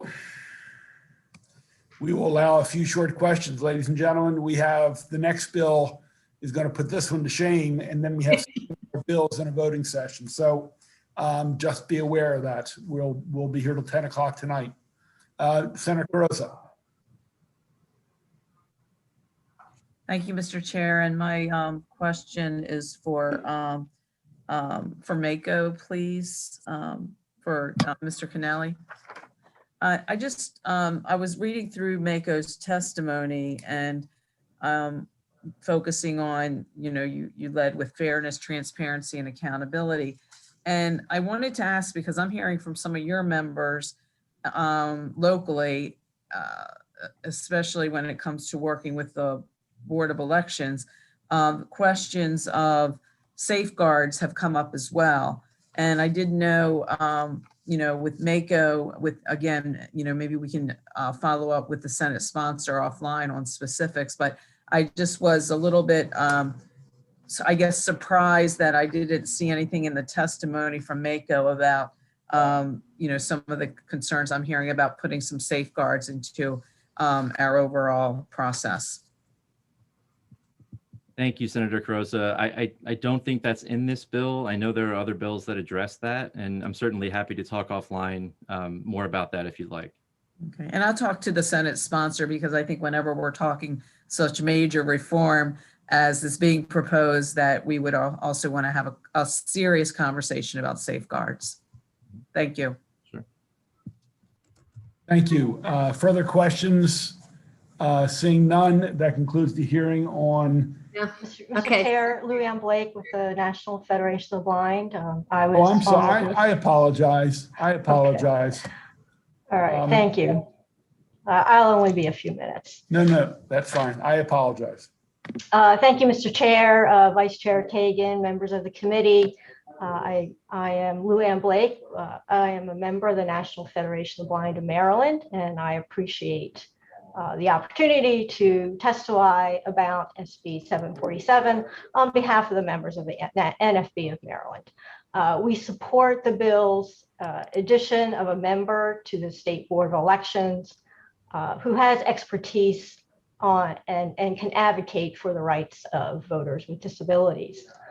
Maryland election law requires that the voting system implemented in Maryland provide access to voters with disabilities that is equivalent to the access provided to voters without disabilities, without creating a segregated ballot for voters with disabilities. Because the law recognizes the importance of providing voters with disabilities the same rights as voters without disabilities, SBE should have at least one member who is knowledgeable about the rights of voters with disabilities. Unfortunately, since 2016, the policies of SBE have ignored the law and promoted a segregated voting system for voters with disabilities. SBE has also ignored the 2013 opinion of the Maryland Attorney General that requires a significant number of voters without disabilities to use the accessible ballot marking device implemented by SBE when it produces a ballot that differs in size and/or content from the hand-marked ballot. Having a knowledgeable advocate for voters with disabilities on the State Board of Elections may help SBE to avoid future lawsuits, thus saving the state money. In the last 7 years, the National Federation of the Blind has filed a lawsuit against SBE twice for failure to provide equal access to voting for voters with disabilities. So for all the reasons that I've just noted, the bill should require that an additional member not be knowledgeable about the rights of voters with disabilities, and it should not be just a recommendation. So thank you for your time, and I appreciate your consideration. Thank you, Ms. Blake. Senator Frey-Hester. Thank you, Mr. Chairman. And thank you to the bill sponsor. I just had a quick question regarding the comments that were made about the voter registration database. And I wondered if we could get Mr. DeMarinis to just quickly explain what happens in terms of the upkeep of that currently at the state and local level. Sure. Jared DeMarinis, Director of Candidacy and Campaign Finance for the Maryland State Board of Elections. The voter database is known as, the statewide database is known as MD Voters. It is procured by the state, and all the maintenance of it is done at the local level. So as we do list maintenance, we provide the lists to locals to make sure that the rolls are accurate periodically throughout the year. So we get reports from other sources like ERIC, death records, and MVA, and then all those go to the locals for updates along the line. Okay, one quick question for the sponsor. As I read the bill, it's a little complicated. Now with 7 members, does it still remain that the state party getting the most number of votes retains 4 positions and 3 go to what would be considered the minority party? Or does that change since 2 are designated? Thank you for the question, Mr. Chairman. For the state, I am proposing that there be no change. The definition of majority party would continue to be the governor's party. So if that could mean that the speaker and the president have to appoint both Republicans or 1 Republican and 1 Democrat, but there would continue to be a majority based on the governor's party. And so that would be a 4-3. The Mayo position could be either party, but that is a non-voting position, the Maryland Association of Election Officials. Right, but the designated are counted in terms of working out that 4-3 ratio, correct? Correct, yes. Okay. Thank you. Thank you. That concludes the hearing on 747. We're going to 831, Election Reform Act of 2021. Senator Kagan, she'll be followed by Ms. Scarr, Ms. Millinson, Ms. Antoine, and Mr. Cooper, then Mr. Canale, then Ms. Garland, and there's no other oral written, unfavorable. There is 1 or 2, however, written. Okay, with that, Senator Kagan. Thank you very much, Mr. Chairman. Again, for the record, Cheryl Kagan, very proud to be the senator for Gaithersburg and Rockville. I have been working on this bill for probably over a year at this point. So to each of your offices, my wonderful staff delivered a packet. I wanted to flag the packet for you all. If you try to look at the current bill online, Senate Bill 831, you will be totally and helplessly confused. Because our wonderful bill drafting folks were way behind, at some point we just said, give us what you got and we'll file it. And then, so there are a million amendments. So I just want to thank David Morgan at Bill Drafting for helping us get the interlineated in advance of a voting session. I want to flag that for you. There's also, we will go through a PowerPoint, but colleagues, I also gave you kind of a cheat sheet voting, note-taking list with photos of each of the PowerPoint slides so that you can keep notes, because there are 17 issues in this bill. So I just want to warn you, like, buckle your seatbelts, because we're going to be in this for a while. So for your consideration, at the bottom of each of the PowerPoint slides on here, it says support or want to learn more. We didn't even create the no option because we know you're going to love all these. But if you just want to, circle as you're listening to it, and then if there's stuff that you want to learn more about, please let me know, and I'm happy to answer questions. I don't want to have 10,000 questions here if we don't have to, because as the chairman said, we have a lot of other bills, but there's some of these that really are so small that I suspect 11 people will circle support. So with that, I'm going to start on each of these. Lemoria, if you could bring up the PowerPoint, please. Thank you. If you could make it full screen.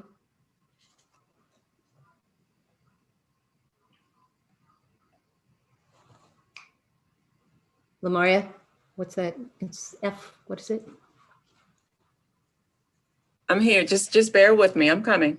Okay, cool. Present.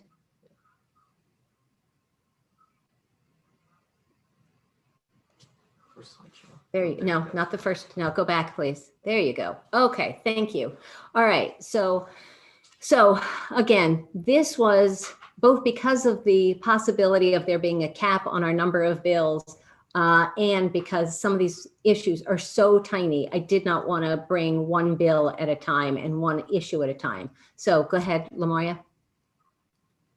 So the question was what we call this. Do we call it the kitchen sink bill, or do we call it the Prego bill? And those of you who are my age or something will remember that there was a commercial, what about oregano? It's in there. What about tomatoes? It's in there. So almost any issue that you're thinking about regarding elections, almost every small issue is in there. So go ahead. So we're going to start with transparency.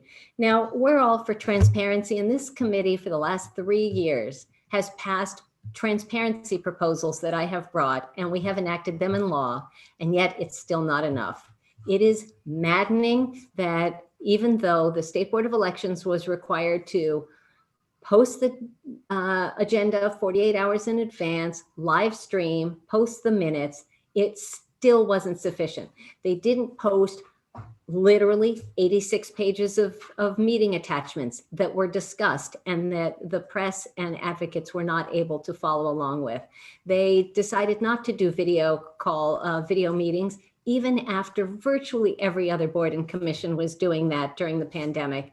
And they were not reviewing and voting on minutes. And it was only 2 business days after minutes were approved that they had to be posted. So if you don't have the meeting minutes on the agenda, then there is no accountability and they are never posted. I actually had to bring a formal complaint to the Open Meetings Compliance Board to try to get them to comply. And ultimately their response was, yeah, you're right. We're not in compliance, but the Open Meetings Compliance Board doesn't actually have oversight over us, which is insane. So we're gonna reiterate, strengthen, and then put them under the jurisdiction of the Open Meetings Compliance Board so we can actually have democracy in our elections with people watching. So I'm happy to take questions. I'm going to try to do each of these as quickly as I can. I'm going to try not to go too much in the weeds on any one of them. Next slide, please, Lemoria. Consistent voting hours. Senator Washington's bill got ahead of us on that, so that should be good. We can check the box and everyone's supporting that because we got that out of this committee unanimously. Next one, please. The number of early voting days. So we in Maryland increased this year to 8, which was a significant increase for us. And yet look how low we are compared to other states. You see that some have 45, 46, 40 days, lots and lots of time. This bill proposes to increase it to 15 days. Why 15? It gives an extra weekend. It gives more time. It will go through the day before Election Day, through the Monday, and then Tuesday will be Election Day. There will be some momentum. People will be hearing about voting, having friends and family members voting. And so 15 is also in the federal legislation, House Bill 1. And so we see that as a reasonable expansion without going into the 30 and 40 day. So that is that one. Next. So this one, I have spoken to some of my colleagues across the aisle on this. So neither party is going to necessarily love this, which is why I think this is fair. Mr. Chairman, you asked about the definition of majority party. So I believe that in the state of Maryland, majority, when it comes to our local boards of elections, should mean majority. So in each county, whichever party has the plurality or majority of registered voters would have the majority members of the local boards of elections. So there is, I have the chart. I can take questions, but again, I think you all know that what that means is in Prince George's County, there is likely to be a Democratic majority. And in Hartford County, there's likely to be a Republican majority. But the advantage of doing this is not only that is more little d democratic and much more reflective of the actual word majority, but it also prevents the flipping and flopping potential of every 4 years. Oh, the Democrats wanted the voting sites over here. Oops, now it's Republican. Oh, now we're going to move them. Oh, now it's back to Democrats. It'll be better for voters. It'll be better for the leadership and for our local board staff to have some continuity. And in the modest number of purple areas that are very close in voter registration between Democrats and Republicans, the incentive would be for both parties to do more voter registration. I do want to acknowledge that that Senator, is this the one that's an Ellis bill? It's not on here. Nope, this is not the Ellis bill. Sorry, there's another one that's kind of an Ellis related bill. So right now there are 11 of the 24 jurisdictions that are majority Democratic and 13 that are majority Republican. So that would be 13 locals with majority Republican board members and 11 with majority Democratic. And again, a few of those are very close and could flip or flop. I think that's great policy. The next one is definitely a work in progress. I want to give a shout out to Neil Simon. Some of you may remember that Neil ran as an unaffiliated or independent candidate for US Senate several years ago. He then wrote a book about it that had 10 recommendations. I didn't agree with all of them, but I thought it was a good book, and it's even on my shelf behind me. One of his suggestions was that we have mandated candidate debates. New York, New Jersey, and DC have those. The bill has a lot of details as to who would be on the debate commission and how they would be picked. I'm happy to answer any of your questions if you want me to go in the weeds on that, but I can tell you we've put a lot of time and thought into this. If it's a non-starter, I don't want to waste the committee's time, but bottom line is governor, lieutenant governor, comptroller, attorney general, and Congress would be required for debates. The question is, how do we make people do that? And there are a lot of different ideas. One would be if you take public financing, you have to participate in debate. One is when you registered to as a candidate, then you check the box and you commit. Then there are a lot of different ideas. I'd love to compare notes on that. I don't want to go a lot deeper than that though. Next one, please, Lamoria. Simplifying ballot language. I'm going to be brief because we passed this bill unanimously in the Senate last year. It passed unanimously in this body, and it just talks about how right now our ballot language is way above people's head. The casino lockbox question on the ballot in 2018, analysts say that you needed 30 years of formal education to understand what that ballot question was asking. There are people last year on some of our ballot questions, including question 1, who thought it was exactly the opposite of what it was. So we've got to simplify that, and there's federal plain language guidance on that. So that one, again, has already passed. Next. This one is a complicated slide for a complicated issue. The question is, where should people vote? And this also goes back to who's making the decisions. Democrats want to put the voting sites or early voting sites or drop-off boxes where Democrats live or work or have access to mass transit. And the Republicans want to put the voting sites and drop-off boxes where Republicans live or work or mass transit or however. So the question is, how do we cut that baby in half? How do we make the voting locations in places that are reasonable? Listening to endless hours of state board meetings, what I heard was the staff reporting the local proposed plans to the State Board of Elections. And with each one, they said, if you accept these voting locations, 86% of voters will live within 5 miles of a voting location, or 92%. Senator Washington in Baltimore City, it was 100% of Baltimore City voters who lived within 5 miles of a voting site. That's great. That is not accessible in Harford County, in Garrett County.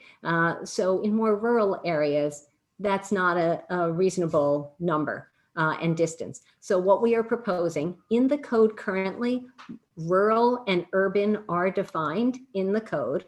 And so the proposal is, for your consideration, that at least 80% of people in urban areas have to live within 5 miles. And in rural areas, at least 80% would have to live within 10 miles. And I defer to my more rural colleagues. If that's not the right number, if that's not the right percentage, if that's not the right distance, I'm totally in for that conversation. But the bottom line is we want to make people, we want to make it convenient and accessible for people to vote if they want to vote in person at an early voting site or on election day. Yes, if somebody lives 30 miles from a polling place, they can just vote by mail, but I think we ought to have equitable access. Moving on. Thank you. The ballot drop-off box, this is just saying that there should be a drop box at every single early voting location.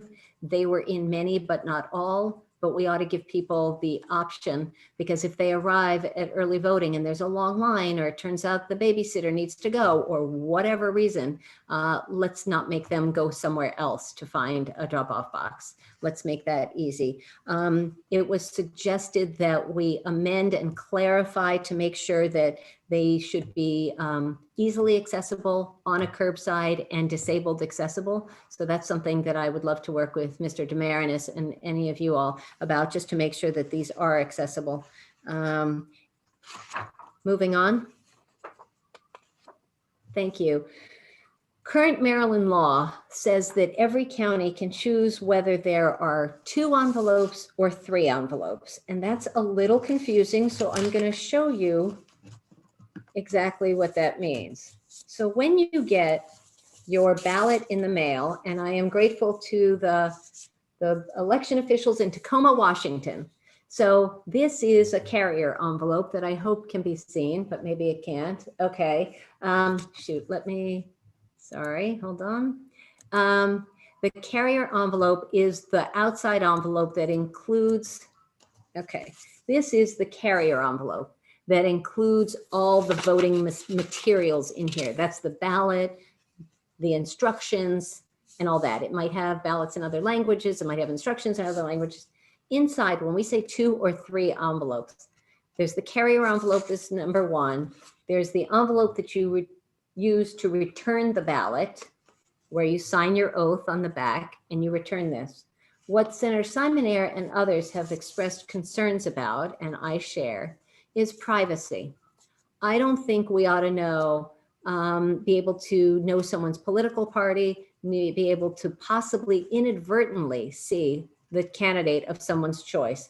And so different states, different localities either use privacy envelopes or privacy sleeves.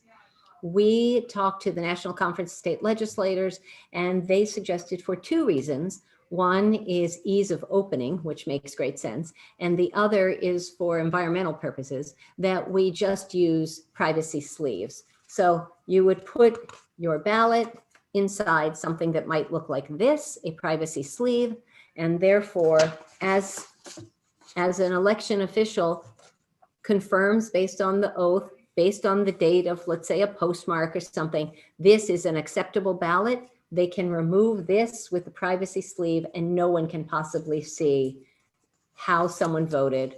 It is separate from the name. It is separate from any party affiliation. That's what a privacy sleeve is.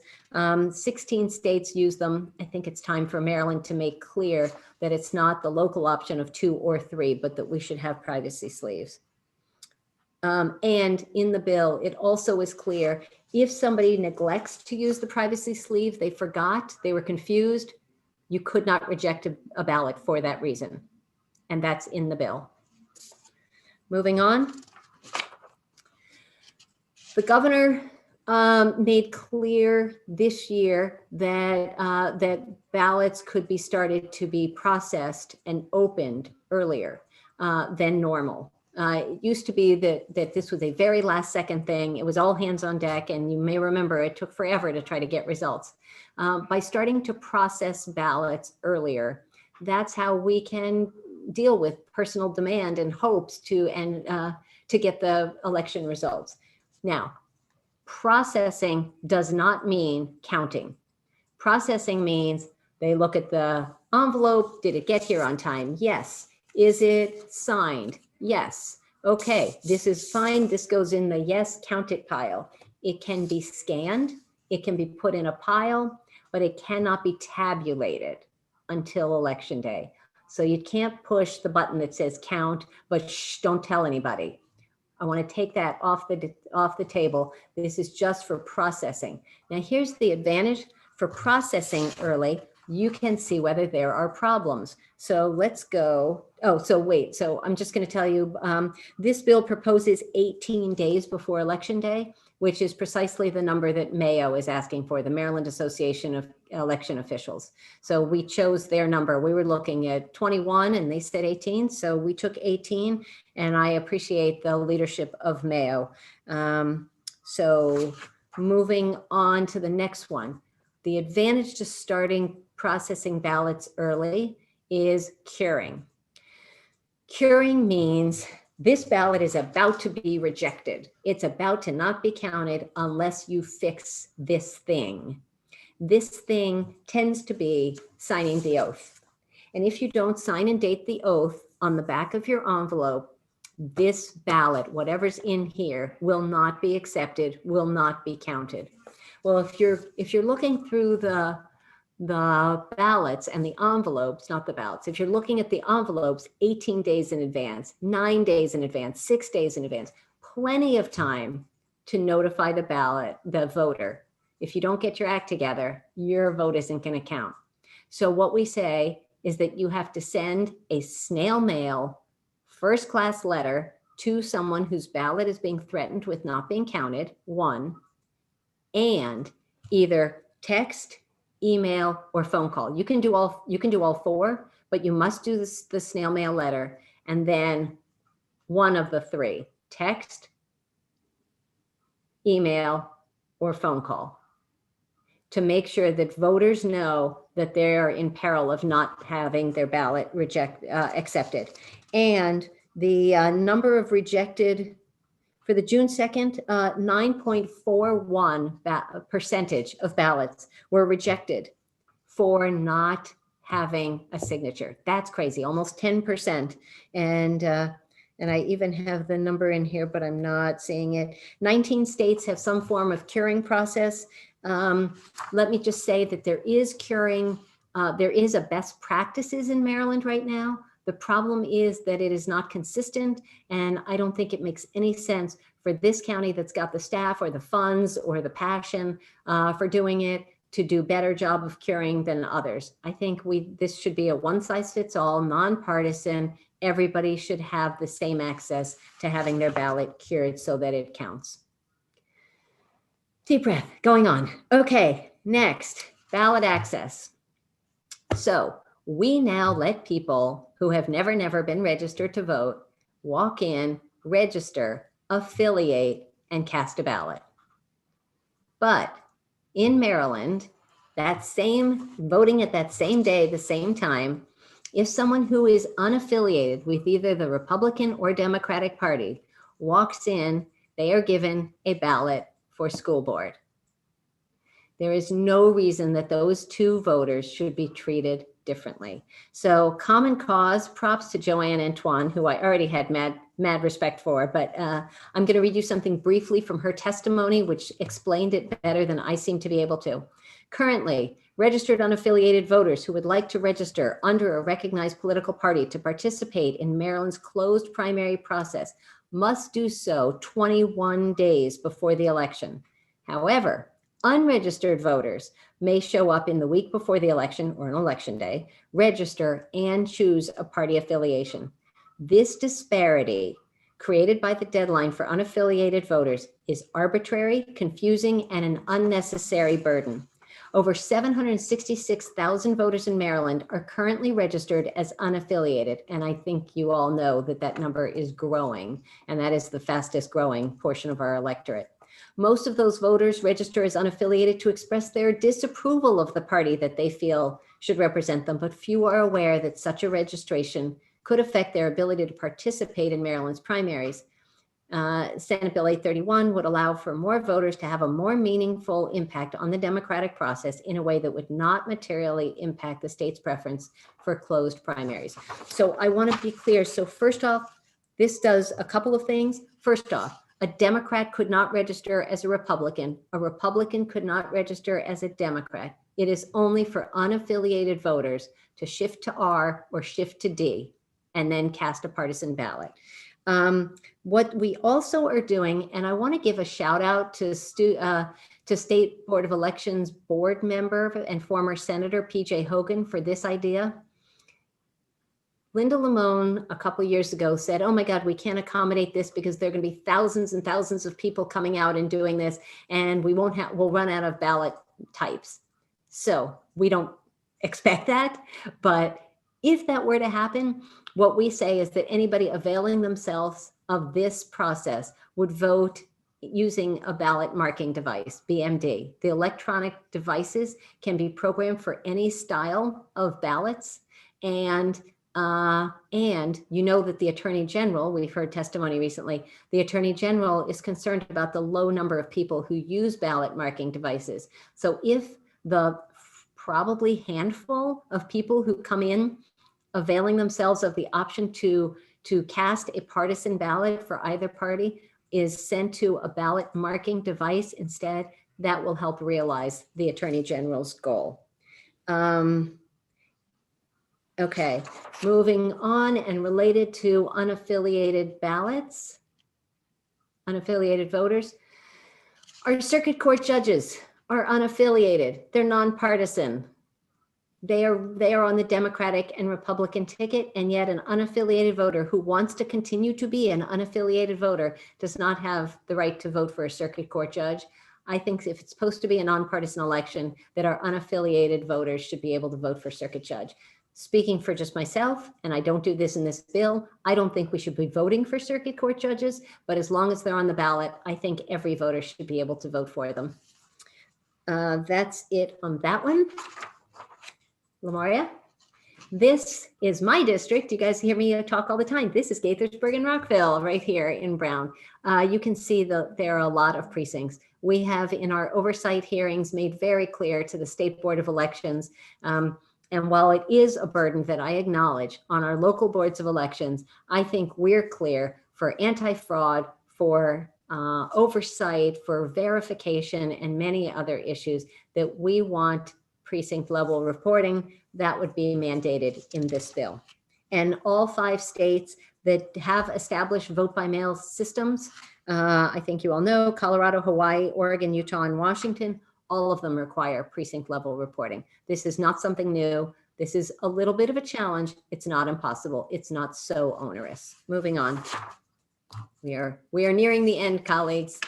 For the ballot marking devices, as we talked about, this was a real issue a few years ago that I had a photo for, but it has happened elsewhere.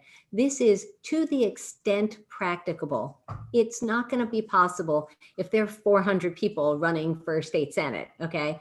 But this was the Rockville City Council. And what you can see on the left slide is the candidates with initials, last initials going down through P are on the first slide. And then the second slide had 2 more candidates. And so a voter who could vote for up to 4 might have already picked the 4 on slide 1 and forgotten they really wanted to vote for Clark Reed. And so they had to move forward, then they'd have to go back and uncheck and then move forward again. And it's complicated and not everyone is tech savvy and comfortable. So to the degree practicable, all candidates for any particular office should be on one screen. And I've already talked to Jared Demarinis about that. If it's not possible, it's not possible. But certainly in this case, we could have had smaller lines. Moving on. Drop-off boxes I referenced in the MAKO bill, no fake ballot drop-off boxes. We want them to be authorized by either the state or county. This was tried in California. It's not okay. Moving on. And this is the last one, and I saved the hardest one for last. So I did not used to understand this issue. And so I'm going to spend just a little bit of time making sure that this is clear, because again, it wasn't clear to me. I had to actually watch it before I understood it in person. And I've now seen it in Baltimore County and Montgomery County. So I do my banking online. I pay my bills online. I do so much stuff online. People do shopping online. So why can't I just vote online? So a lot of people asked for a ballot online. And so they thought that would be easy, and it's not. So first thing is you get a unique link and you have to have a printer. That's the stuck point for a lot of people. They don't have a printer. They're at a toner cartridge. Now what? Okay, so that's the stuck point. Then they have to have, and if you just follow the little flow chart, then you have to have an envelope, a number 10 envelope. Okay, that's a stuck point. And then you move on, you got to have a stamp. Again, we have postage paid absentee, but not for these folks. They have to actually find or buy a stamp, find their way to a post office. Then they've got to go and drop it off. And yes, they could use a drop-off box also, but here's one of, then as if that weren't hard enough, then when it gets to the Board of Elections, you have to have, and during normal times, you have 2-person teams, 1 Democrat and 1 Republican, that are jointly copying over, manually copying over what the voter's intent was on their printed at home, can't be run through the scanner because it's not the right paper without the right markings. They have to copy what you've printed out on your home printer. They've got to copy it onto a blank ballot. And you've got to have people looking over their shoulder to make sure that if you're voting for Jones, that they're writing down Jones and not putting Smith by accident or something. Then it gets scanned. It's a lot of time. It's a lot of money. Now, it is an option that veterans, people fighting in Afghanistan, they should totally be able to vote this way. There are people in hospitals. There are people with disabilities. There are students who might be out of town going to school. There are people who have good reason to get an online ballot. Most of us should not. And what happened was, and you may or may not remember that in last year's hearing, I asked Nikki what percentage of the provisional ballots were from people who had requested an online ballot, and she didn't have the data. I can tell you that it's only anecdotal, but I can tell you in every voting location that I talked to and I asked about provisional ballots, a lot of them were people who had tried, who had requested an online ballot delivery, and then were totally stymied by the process. So I think we need to limit who gets access to an online ballot delivery method. And Delegate Alonzo Washington has been working on this issue as well and has legislation on the House side just on this. So with that, Mr. Chairman, that was 17 issues done as succinctly as I possibly could. I have a lot of allies and stuff on various aspects. I really want to thank you for your attention to this. I look forward to hearing from my allies and those with amendments, and then taking any questions. Thank you so much for your attention. Thank you, Madam Vice Chair. Let's go right to Emily Scar. Thank you, Mr. Chair. My name is Emily Scar. I'm the director of Maryland PIRG, which is the statewide nonpartisan public interest advocacy organization. We also have a student-funded, student-directed chapter at the University of Maryland College Park. We're to support SB 831 to improve the administration of our election systems, increase voting options, and access to information for voters. I have my written testimony. I'm not going to go through all 17 points. There's actually some we don't even have positions on, but I'm going to highlight some of the key points in my oral testimony. Generally, we're all better off with a democracy where everyone has a voice and is represented, and our voting system should be as easy to use, should be accurate, and they should be secure. So first, Maryland PIRG supports the efforts to expand the hours and days of early voting.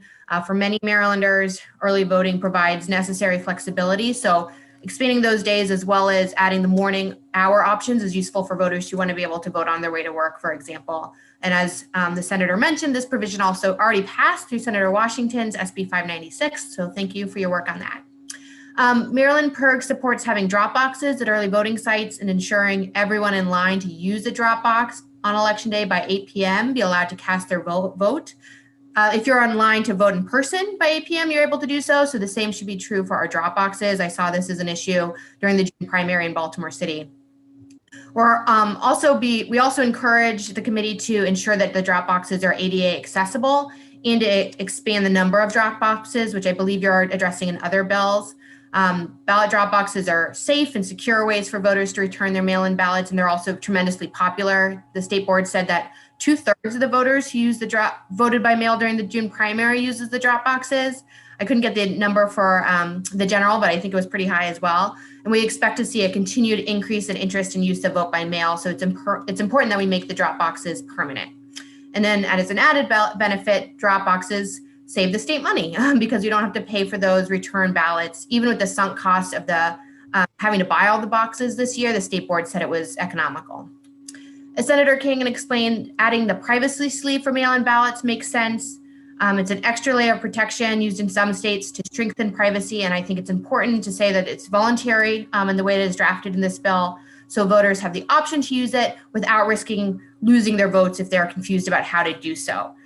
We believe our ballots overall should be designed more clearly and support this legislation to improve their design and the instructions and to make them more private. So this is a good measure. Increasing the amount of information provided to voters, it makes a lot of good sense, both through ensuring the State Board of Elections provides timely information to the public, as well as mandating candidate debates. So as the senator went over, this bill will make sure that the State Board posts all materials onto its website at the same time it provides them to the board and strengthens open meetings oversight. All government agencies should be as transparent as possible to members of the public. So making this information from the State Board more readily available will make it easier for the public and advocates to engage and participate while building faith in our elections administration. The debate requirement is such that it only requires debates for publicly financed candidates for statewide office and Congress. New York City has a similar requirement for their citywide offices. As the senator mentioned, a couple other states have candidate debate requirements as well. We think this is important, especially with the explosion of corporate and super PAC money, which is fueling political advertisements online and off. It's more important than ever that the public has direct access to unfiltered information about the candidates. And we just support debate requirements generally. I'm not an expert on the details, but I've looked it over and it looks well thought out. We hope this committee will also just move quickly to expand fair elections and public financing for comptroller and attorney general, so we have them for the 2026 elections. And then finally, the bill requires precinct level reporting, which will increase transparency on our elections and strengthen the audit process.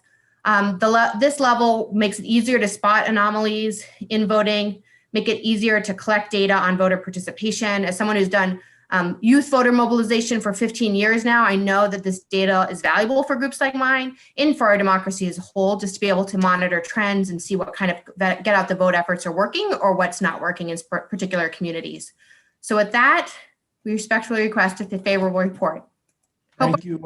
Thank you, Ms. Scar. Ms. Melanson. Good afternoon, Chairman Pinsky, Vice Chair Kagan, and members of the committee. For the record, my name is Janet Melanson, and I'm representing the League of Women Voters of Maryland. The League believes our election system should be fair, accessible, equitable, and increase voter participation. Senate Bill 831 includes election improvements that address both voting in person and voting by mail. Let me note, by the way, that our written testimony was submitted before seeing the proposed amendments to the bill. Here are some of the provisions the League supports. The bill proposes locating early voting centers in areas convenient to the greatest number of voters. Early voting is a popular option and increases voter turnout. Distributing these sites fairly, taking into account the lower population density of rural areas, will improve access for everyone. On the other hand, 50% of Marylanders chose to vote by mail in the general election, and many may do so again in the future. Based on that experience, we learned a lot about which official procedures need to be updated and which emergency changes should be made permanent. This bill addresses many of them. For instance, it makes sense to begin the preliminary processing of absentee ballots before Election Day, as was permitted in 2020. Otherwise, it might not have been possible to certify the election on time. This bill proposes starting the canvass more than 2 weeks in advance, which also allows more time for curing ballots where the oath wasn't signed. The bill directs the local board of elections to use several methods to contact the voter and advise them on correcting the problem before the canvass ends. This means fewer voters will be disenfranchised due to careless errors. And speaking of careless errors, the bill also specifies that an absentee ballot can't be rejected simply because it's missing a privacy sleeve. If the sleeve or official envelope gets misplaced, recycled, or thrown out, that shouldn't disqualify an otherwise acceptable ballot from being counted. Lastly, the bill would reserve internet-delivered ballots for UOCAVA voters, people with a disability, and others who truly require that option. Because such ballots must be manually duplicated in order to be tallied, an unrestricted flood of internet-delivered ballots in the last election led to an enormous processing burden and slowed down the canvass. In conclusion, then, Senate Bill 831 contains many needed reforms to Maryland's election system, and the League of Women Voters urges a favorable report. Thank you. Thank you, Ms. Melanson. Let's go to Ms. Antoine. Yes, for the record, Joanne Antoine testifying in support of Senate Bill 831, which provides a set of reforms aimed at increasing transparency around the way that we conduct our elections, as well as strengthening our elections. I know I have limited time, so I'm going to focus specifically on voting for unaffiliated voters, plain language requirements, and open meetings. As Senator Kagan already noted, there are over 700,000 unaffiliated voters throughout the state, many of whom, when registering to vote, don't realize that they need to register with a party in order to participate in the primary election. Even here in Montgomery County, I talk to voters all the time, many of them being voters who are new Americans, new citizens, who back in their home country don't have to affiliate with a party, let alone register to vote in order to participate in the election. So this just creates a more equitable process, especially when the state and local boards really have limited resources to do robust voter education into these communities to let them know that this is the only route for them to be able to participate. So a simple change. The plain text, the plain language requirements also honestly help in the same way, right? Not just new Americans, but knowing that right now, the way that we write our ballot questions still favor college-educated individuals who are a minority here in the state. This just ensures that everyone is able to understand the information in front of them, especially if they don't have access to something like a League of Women Voters, voter guide that kind of gives it to them in plain text language. We've also, I know I testified already on the open meetings, the separate open meetings bill, but we've had our fellow compiling a list of all the local board meetings because our election protection volunteers are going. And you'd be shocked by the way that they are just how difficult it is to find information. She actually had to dig into local board bylaws just to figure out when they're supposed to meet. The information a lot of times isn't available online. Charles County, for example, has no information regarding their meetings. Calvert County, nothing up there right now. Some are in person, of course. Others are remote, but you have to email someone in order to get the information. So again, just streamlining this so people who want to, not just oversight, but people who want to know what's happening regarding elections in their county, that there's clear information on how to do so. I think this also addresses a larger issue that we need to get to, the websites. They're horrible. Miss Antoine, you're gonna have to start. I'll wrap it up, but just noting that again, not just streaming, but making sure the information is clearly available on the websites will ensure that that Marylanders are able to participate. So we urge a favorable report. Thank you. Mr. Cooper.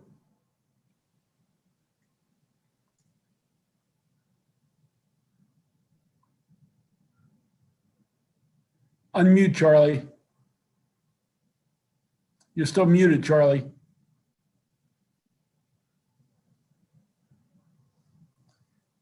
There you go. Okay, how am I doing? Okay. Thank you, Charlie Cooper for Get Money Out, or also known as GMOM, our all volunteer group. And you have our written testimony, which our testimony is pre-amendments. So I think most of it's still relevant. We love a lot of these provisions. We like allowing unaffiliated voters to affiliate, as was discussed. We love the process to cure errors in mail-in ballots, and also protecting ballot secrecy, not putting the party affiliation and other identifying information on the mail-in ballot envelope. And we like the provisions to define and protect the drop boxes. The one I want to focus on a little bit more is limiting the access by email to either get an absentee ballot or even to mark an absentee ballot online. And we believe, and we've heard a lot of testimony on this, especially in Ways and Means, that this is a major cybersecurity gap that could cost us very seriously. Because hackers out there have broken into Equifax and your credit cards, and they have your email and they have your date of birth and all your identifying information. And someone with powerful databases and computers could break in and request tens of thousands of email ballots. In other words, they could take your vote from you. And if this happened one time, it would be one time too many. So we think that limiting to those who really need that online access is a very, very important thing that will help protect our elections. And so we hope, we know this as a kitchen sink bill. Maybe you won't be able to deal with everything, but we hope you'll deal with as many of these things as you can. And we thank the sponsor for putting in some important protections and improvements. Thank you, Mr. Cooper. Let's go to the two favorable with amendments. Mr. Canali first. Good afternoon, Mr. Chairman, members of the committee. Kevin Canali here on behalf of the Maryland Association of Counties in support of Senate Bill 831 with an amendment. Most of the bill's facets are outside of the purview of county governments, but we do appreciate that this bill provides local boards with necessary and reasonable flexibility for the canvass of ballots that will avoid administrative complications that could disrupt the timely certification of election results. And the bill promotes transparency and accountability by requiring the state and local boards to post and maintain all of these open meeting materials on their websites. Our local boards of elections are concerned with one aspect of the bill. Senator Kagan addressed it earlier. It's reporting by precinct. We think that could be costly. We're certainly not opposed to the policy, the idea. We just asked for an amendment to provide state funds to alleviate that local mandate. You have my written testimony. I know time is short. Support Senate Bill 831 with that amendment, and I'd be happy to take any questions. Thank you, Mr. Canali. Let's now go to Ms. Garland. And Ms. Garland, congratulations on the committee voting in favor of the Attorney General.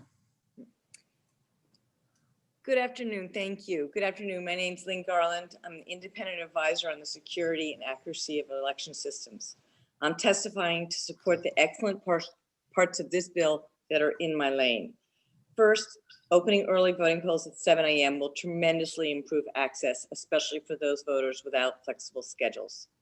Second, reporting results by precinct helps identify anomalies like ballot programming errors or mischief that may go undetected with less granular reporting.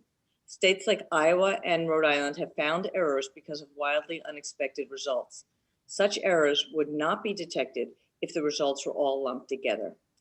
Third, the bill allows early processing of absentee ballots. This spreads the workload and allows more time for curing. Very importantly, it prohibits tabulation prior to Election Day to prevent early leakage of results and has severe penalties for any such leakage. Such measures are important for election integrity. Fourth, the privacy sleeve will help protect ballot secrecy, which is so vital for democracy. I've been at many campuses in person throughout the years and remotely this past year. Election workers often could see exactly how an individual voted. Privacy sleeves will solve that problem for pre-printed ballots, but not for internet delivered ballots. Fifth, this bill reserves internet delivery of ballots for those who need it. Military voters, voters with disabilities, and anybody else who needs to have a ballot delivered by internet to vote. Very importantly, it continues to allow all absentee voters to use the convenient online tools to request their ballots. Almost no other state allows all voters to receive blank absentee ballots over the internet. Because of the tremendous burden of manually copying all these ballots, Maryland only finished counting its ballots November 23rd, one of the last states, despite being the first allowed to start processing. As top computer scientists have testified many times for many years, Maryland's internet ballot delivery system is not secure. One of the main problems is that the credentials like social security numbers, date of birth, and others used to authenticate voters are widely available on the internet. Bad actors can impersonate Maryland voters on a large scale from anywhere in the world. Finally, reducing the number of voters requesting such ballots will reduce the attack surface and the workload without reducing access. Thank you, and please pass this bill. Thanks so much. Okay, thank you all witnesses and for your patience. We're going to take questions, but ladies and gentlemen, I'd like them to be questions of clarification. We will have at least one markup, if not two markups, of the bill in full committee during the voting session. So if there's some confusion or you need clarity, now's the time. Let me start with Senator Frey-Hester. Thank you, Mr. Chair. I know we're short on time, but I do have to just quickly commend the senator for how much time she's put into studying this issue. There's nobody who's gone to more election hearings and texted me like at all hours of the night about what's going on. So thank you to the senator. My question is an honest one of clarification. There are over 22% of the voters in my district are independent. And I'm just wondering if anybody could sketch out, I mean, I picked up the party change thing, but it seems like this bill is overall giving more rights to independent voters, unaffiliated voters who have felt slightly disadvantaged in my district. Is that true?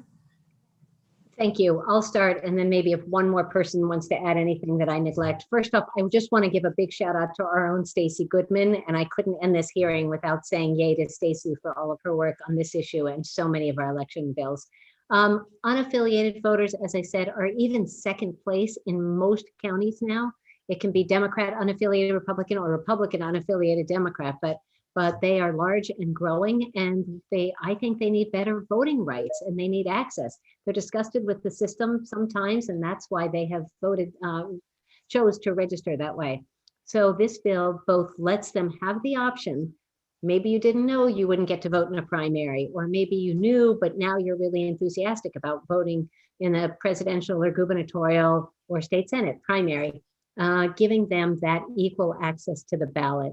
And then the big thing is, for as long as our circuit court judges are going to be on the ballot, I think if these are nonpartisan, there is no reason but that why our unaffiliated voters who want to vote an unaffiliated ballot can't cast a vote for both school board and circuit court judges. So those are some big changes for them. I'm going to follow up on the very same line of questioning, then I'll go to you, Senator Lamb. And this is for either the sponsor or Mr. Cooper or Ms. Scar or Antoine. If someone is an unaffiliated independent voter, let's say they were Republican and then they were unhappy with the Republican Party as being too conservative and the Democratic Party as being too liberal, and they were independent, unaffiliated for a number of years. A Democratic primary comes up with a conservative Democrat running. So for 5 years previously, they didn't buy into the belief system or the umbrella views of the Democratic Party. Letting them in could skew, I guess, someone who never had a belief in that party's view solely to affect a primary or possibly more than one primary. I mean, how do we explain and justify that to the people who've upheld those beliefs and been a member of that party for numbers of years? I'll answer that. And again, anyone else can chime in if they want. We're just going to have one on this one. Okay. We live in a democracy, Mr. Chairman. And elections are the barometer of people's ideas and experiences and passions. And if there's someone who's been an unaffiliated who then wants to register as a Democrat to vote for a conservative Democrat, that's his or her choice. I may or may not agree with that candidate choice, but I think it's a small handful of people who will choose to do that. But I think they should have the option.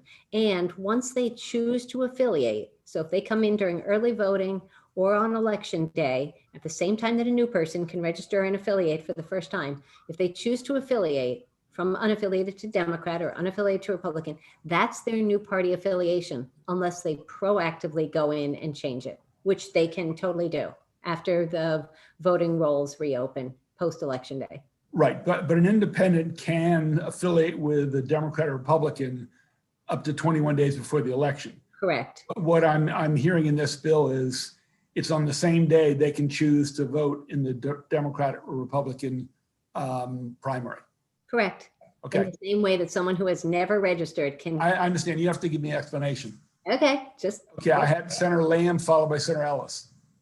Yeah, no, just to piggyback on what the chairman was saying, I do share some concern there that it essentially creates, like open primaries. And I think the solution to this is that people should just register for a party to vote, and they have up to 21 days before the election to do so.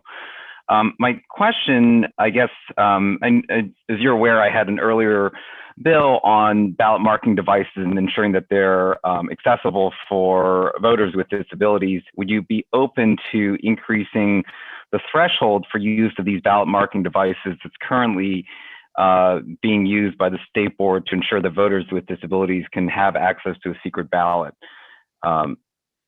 Thank you, Senator Lamb. So first off, I'm going to do open primaries. This is not open primaries because you can't do Republican to Democrat or Democrat to Republican. It's only for unaffiliated. But to answer your piece on ballot marking device, I think your idea and interest in solving the problem of privacy for those with disabilities is really important.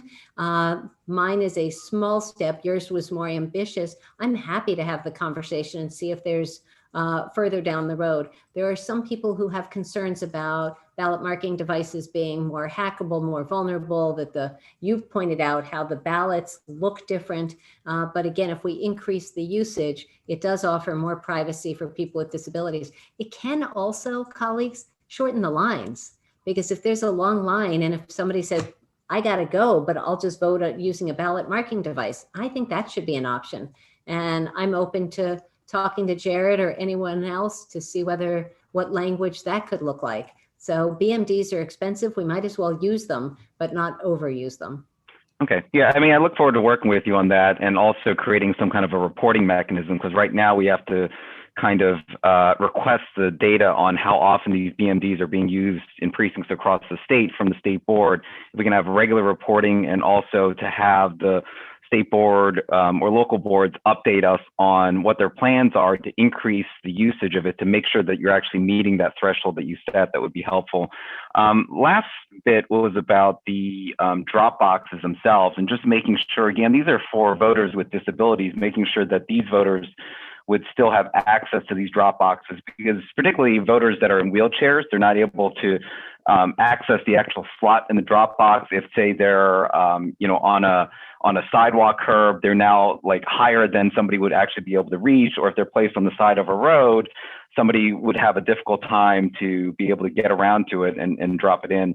If we can look at some provisions there that would help with these voters with disabilities, that would be helpful too. Senator Lamb, I think both your suggestions are excellent. I'd be happy to work with you on both of those. Thank you. Okay, great, thanks.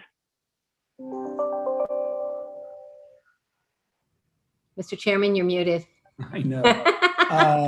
Senator Elvis. Yeah, thank you, Chairman Pinsky.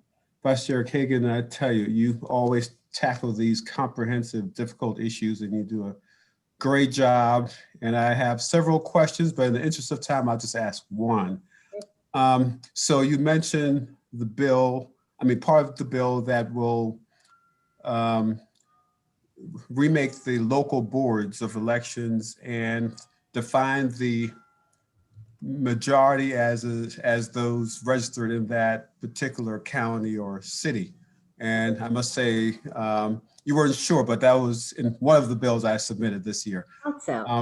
So my question is, so we are aligned with that. My question is, why define the statewide majority in a different manner than you do the local board? Because you said statewide would be based on the governor. Could you just, what's the rationale for that? And let me understand your thinking.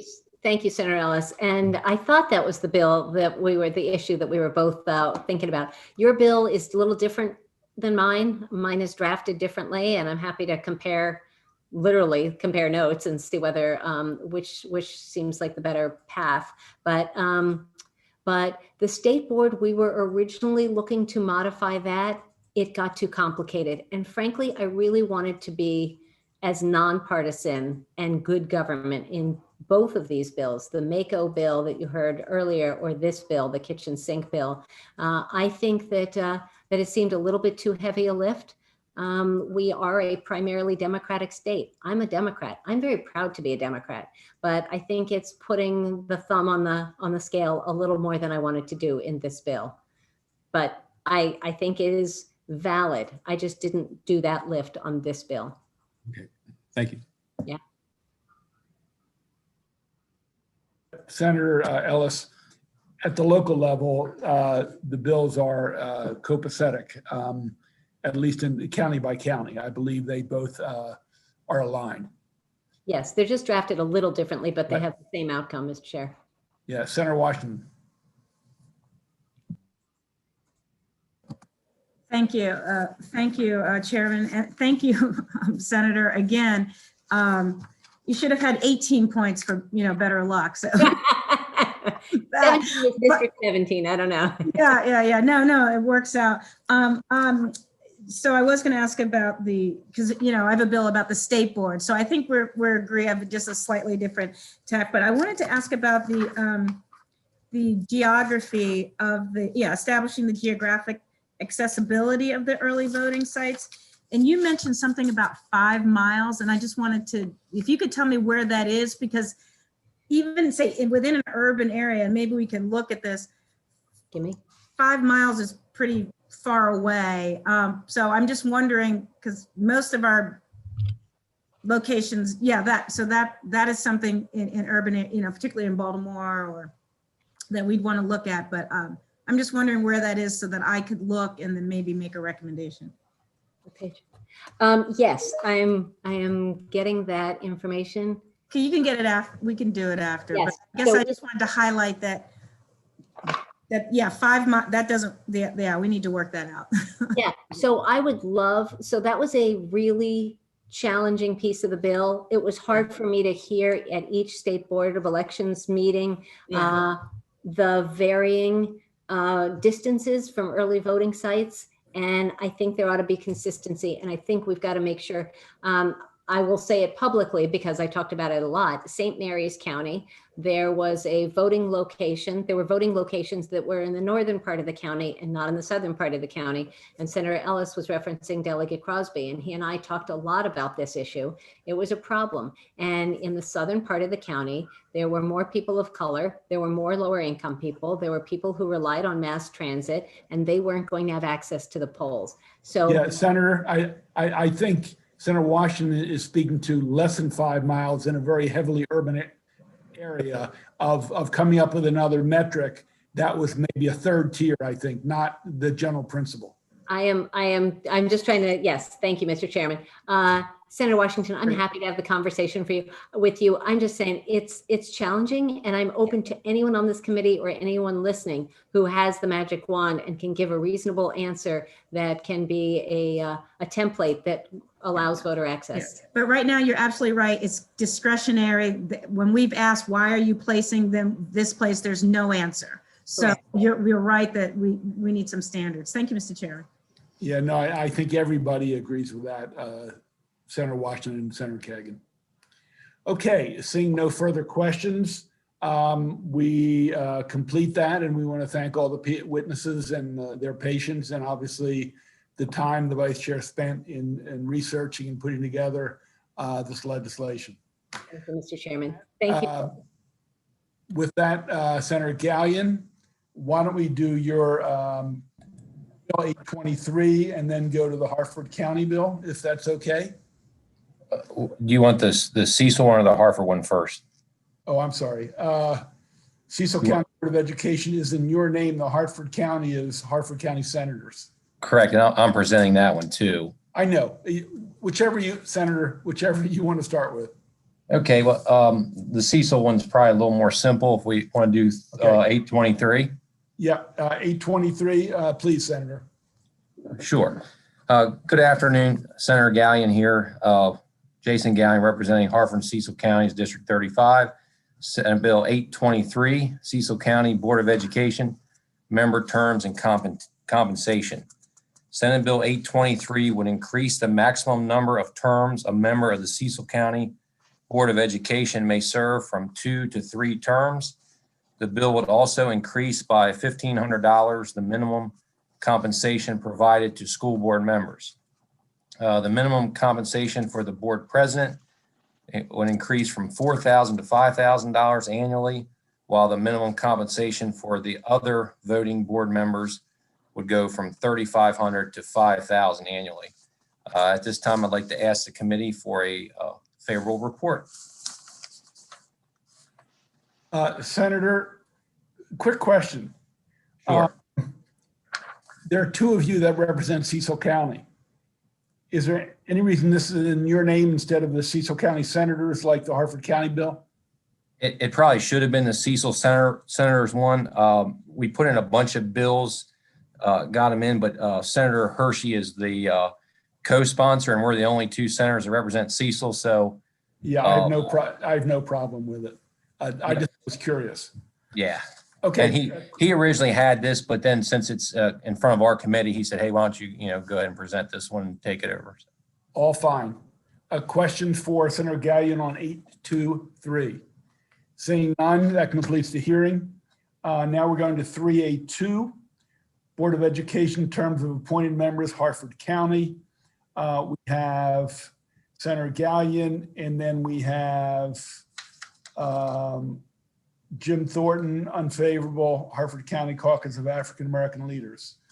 Senator Gallion. Thank you. This one's a little bit more complex, but good afternoon. Once again, Senator Jason Gallion for the record, here on behalf of the Hartford County Senators to introduce Senate Bill 382.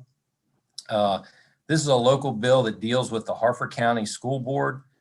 For some historical context, in 2009, legislation was passed that changed the school board from an all-appointed board to a hybrid model with 3 appointed and 6 elected members. The 6 that are elected are done so in district to coincide with the 6 county council districts and are elected during the gubernatorial election years. Hartford school board elections are nonpartisan elections. This year, the Hartford County House delegation has discussed and debated the House version of this bill for many, many weeks, going back over a month, honestly now. And they discussed moving to an all-elected school board, similar to what 19 other counties in the state do. But ultimately, they could not reach a consensus. The Hartford senators also discussed different options and came to a consensus on how to move forward. And that's where we are today with this bill and the proposed amendments. Senate Bill 382 with proposed amendments would change the appointing authority for the appointed members of the Hartford County Board of Education from the governor to the Hartford County Executive with advice and consent of the Hartford County Council. This change is intended to bring appointment decisions closer to the local level and require collaboration between the executive and legislative branches of county government. There is precedence for this in the state already. And I know we talk about precedence a lot in our committee.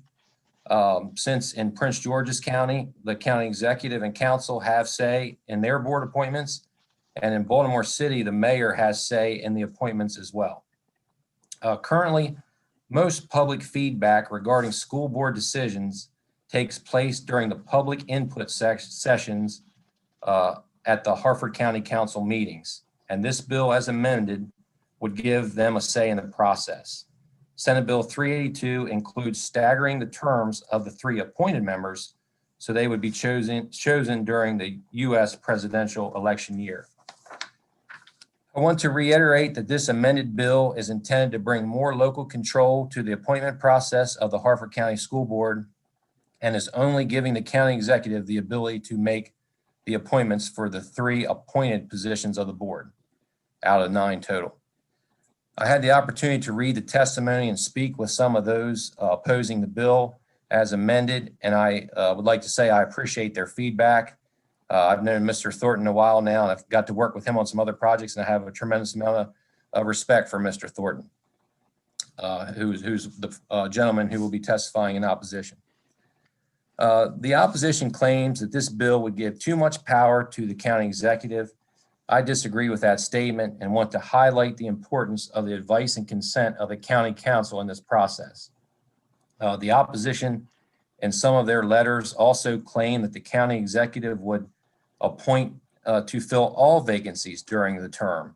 That is not factually correct because vacancies of elected school board members would still be filled by the county council, which is current law and unchanged by this legislation. The county executive would only be responsible for filling vacancies that may arise of the 3 appointed members. I would also like to highlight there's another amendment to this bill which says, quote, in appointing members to the county board, the county executive shall ensure to the extent practicable that the total makeup of the county board reflects the gender, ethnic, and racial diversity of the county, end quote. With that, I respectfully ask for a favorable report on Senate Bill 382 with the 2 amendments. Questions for the sponsor before we go to Mr. Thornton? Seeing none, let's go to the opposition. Mr. Thornton. Good afternoon, Chairman Pinsky and esteemed members of the committee.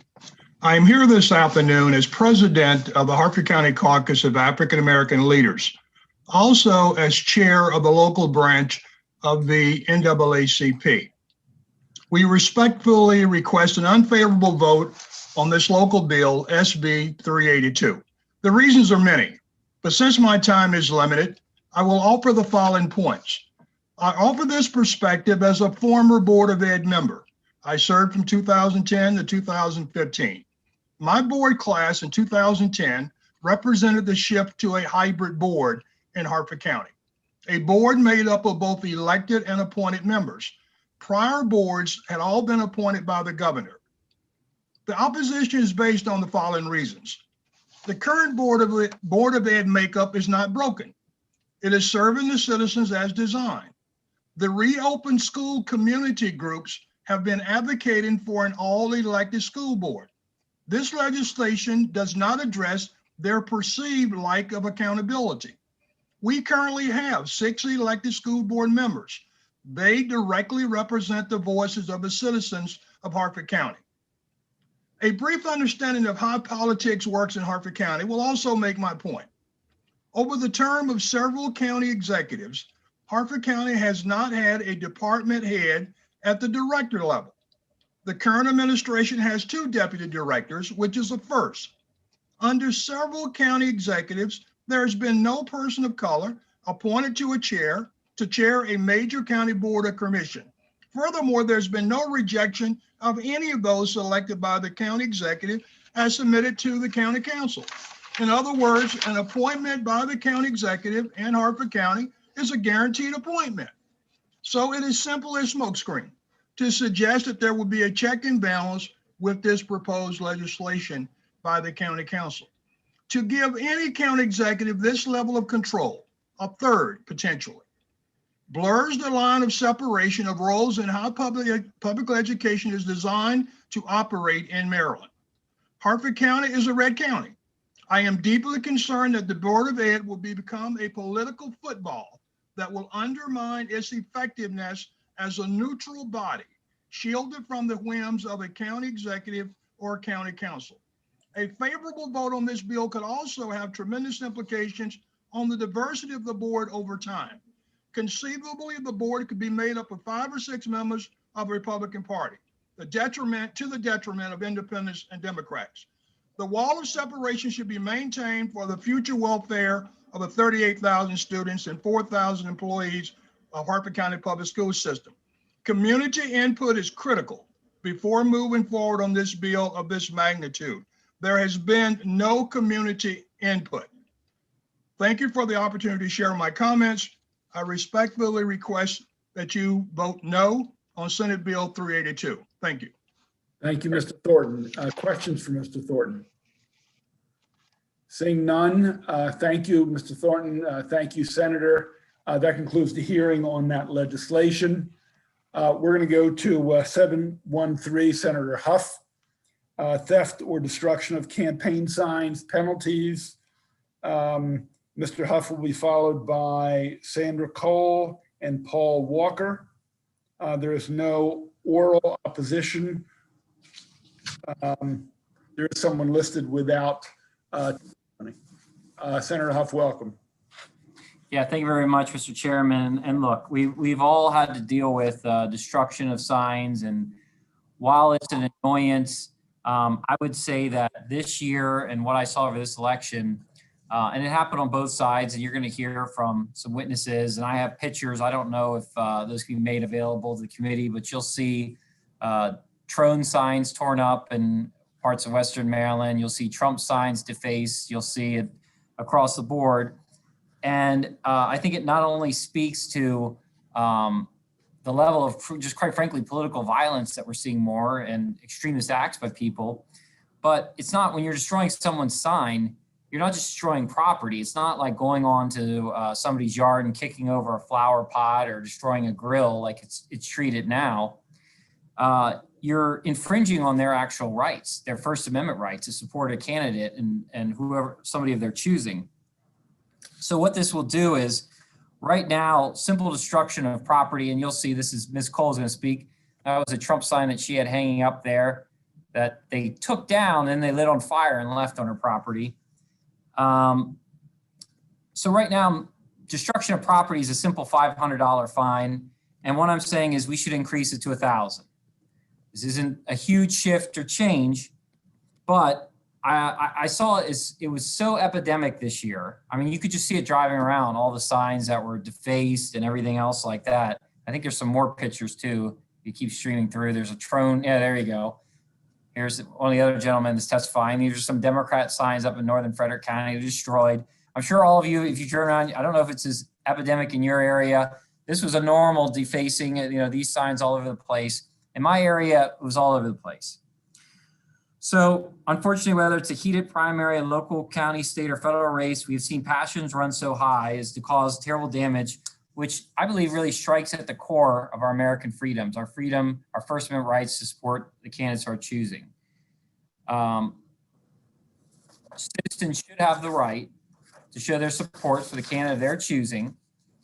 This issue, as I said, cuts across partisan lines. In Hagerstown, the Herald Mail newspaper out by my way did an article that there's been an uptick of signs destruction. I bring this up because when we increase a fine in judicial proceedings, we always talk about, is there actually evidence to show that we should? And I would argue there's clear and present evidence that we should. While most likely these actions are a few deranged bad actors, they nevertheless cause a chilling effect by making people fearful to support the candidates of their choosing. All too often, the police do not, unfortunately, give these issues the seriousness they deserve, which is why my bill increases the penalty. Today, you'll hear from some constituents who testified to sign vandalism, destruction that's personally happened to them. I'm sure members of this committee can offer their own examples. Any one of us who've run have had this happen to us. But I would say let's not make this as much about, to me, this is bigger about signs, and it's more about protecting the First Amendment rights of our citizens to support who they want. And for those, I'd urge a favorable report. Thank you, Mr. Chair, members of the committee. Thank you, Senator Huff. Ms. Cole, are you with us? I am. Please begin.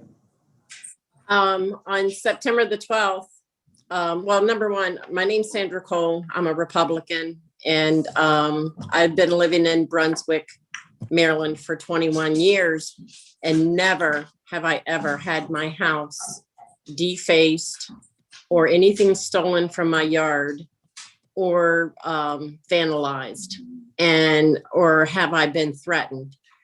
And actually, they came around, and this happened in broad daylight. This was like 6:30 in the morning that they came, and they had taken the Trump flag down off of my house. Now, in order to get the flag down from my house, you have to come up on my porch. You cannot take it down from the ground. It's too high up. I live in a split foyer.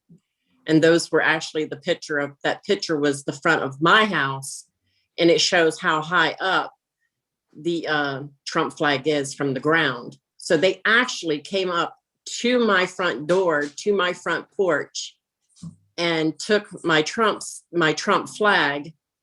And then I had multiple signs in the yard, and they also removed all those. Now, around 6:30 in that evening, and this is in September, so it's still daylight out, they brought back the Trump flag and threw it on my front porch, burned.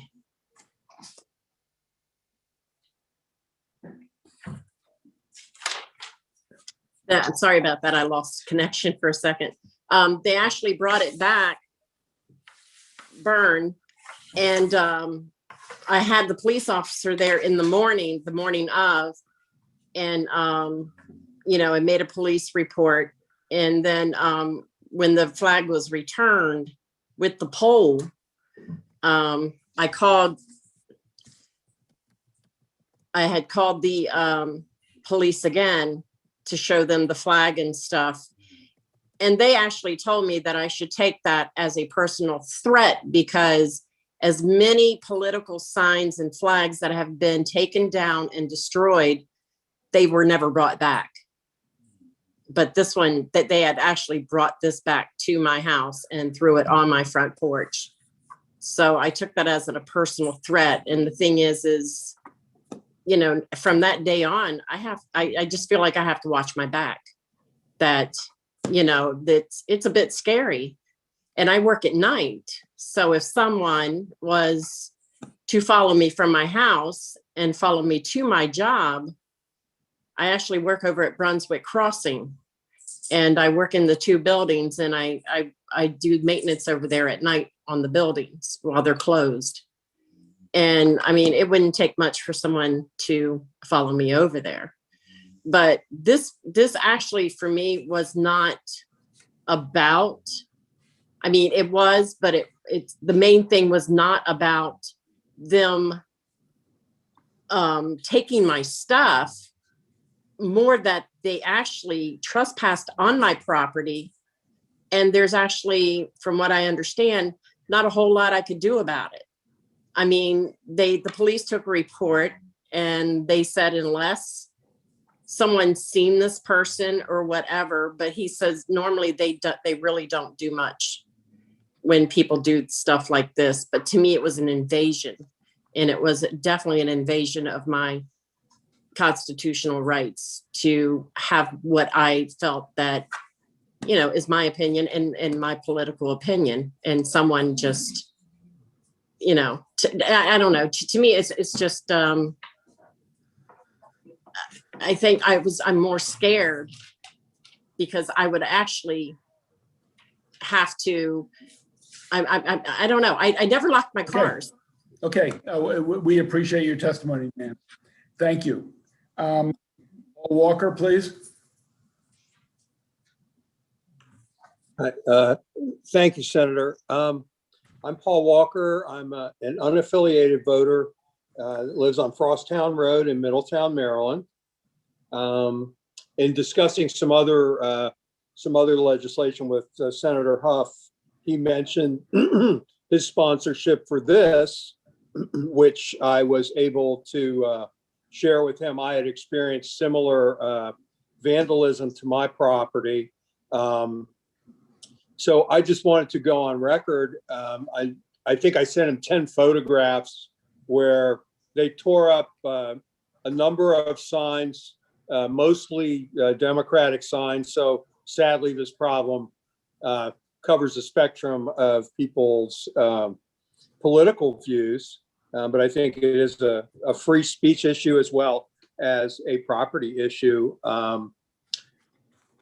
So I would just like to ask for a favorable reading and passage of this bill.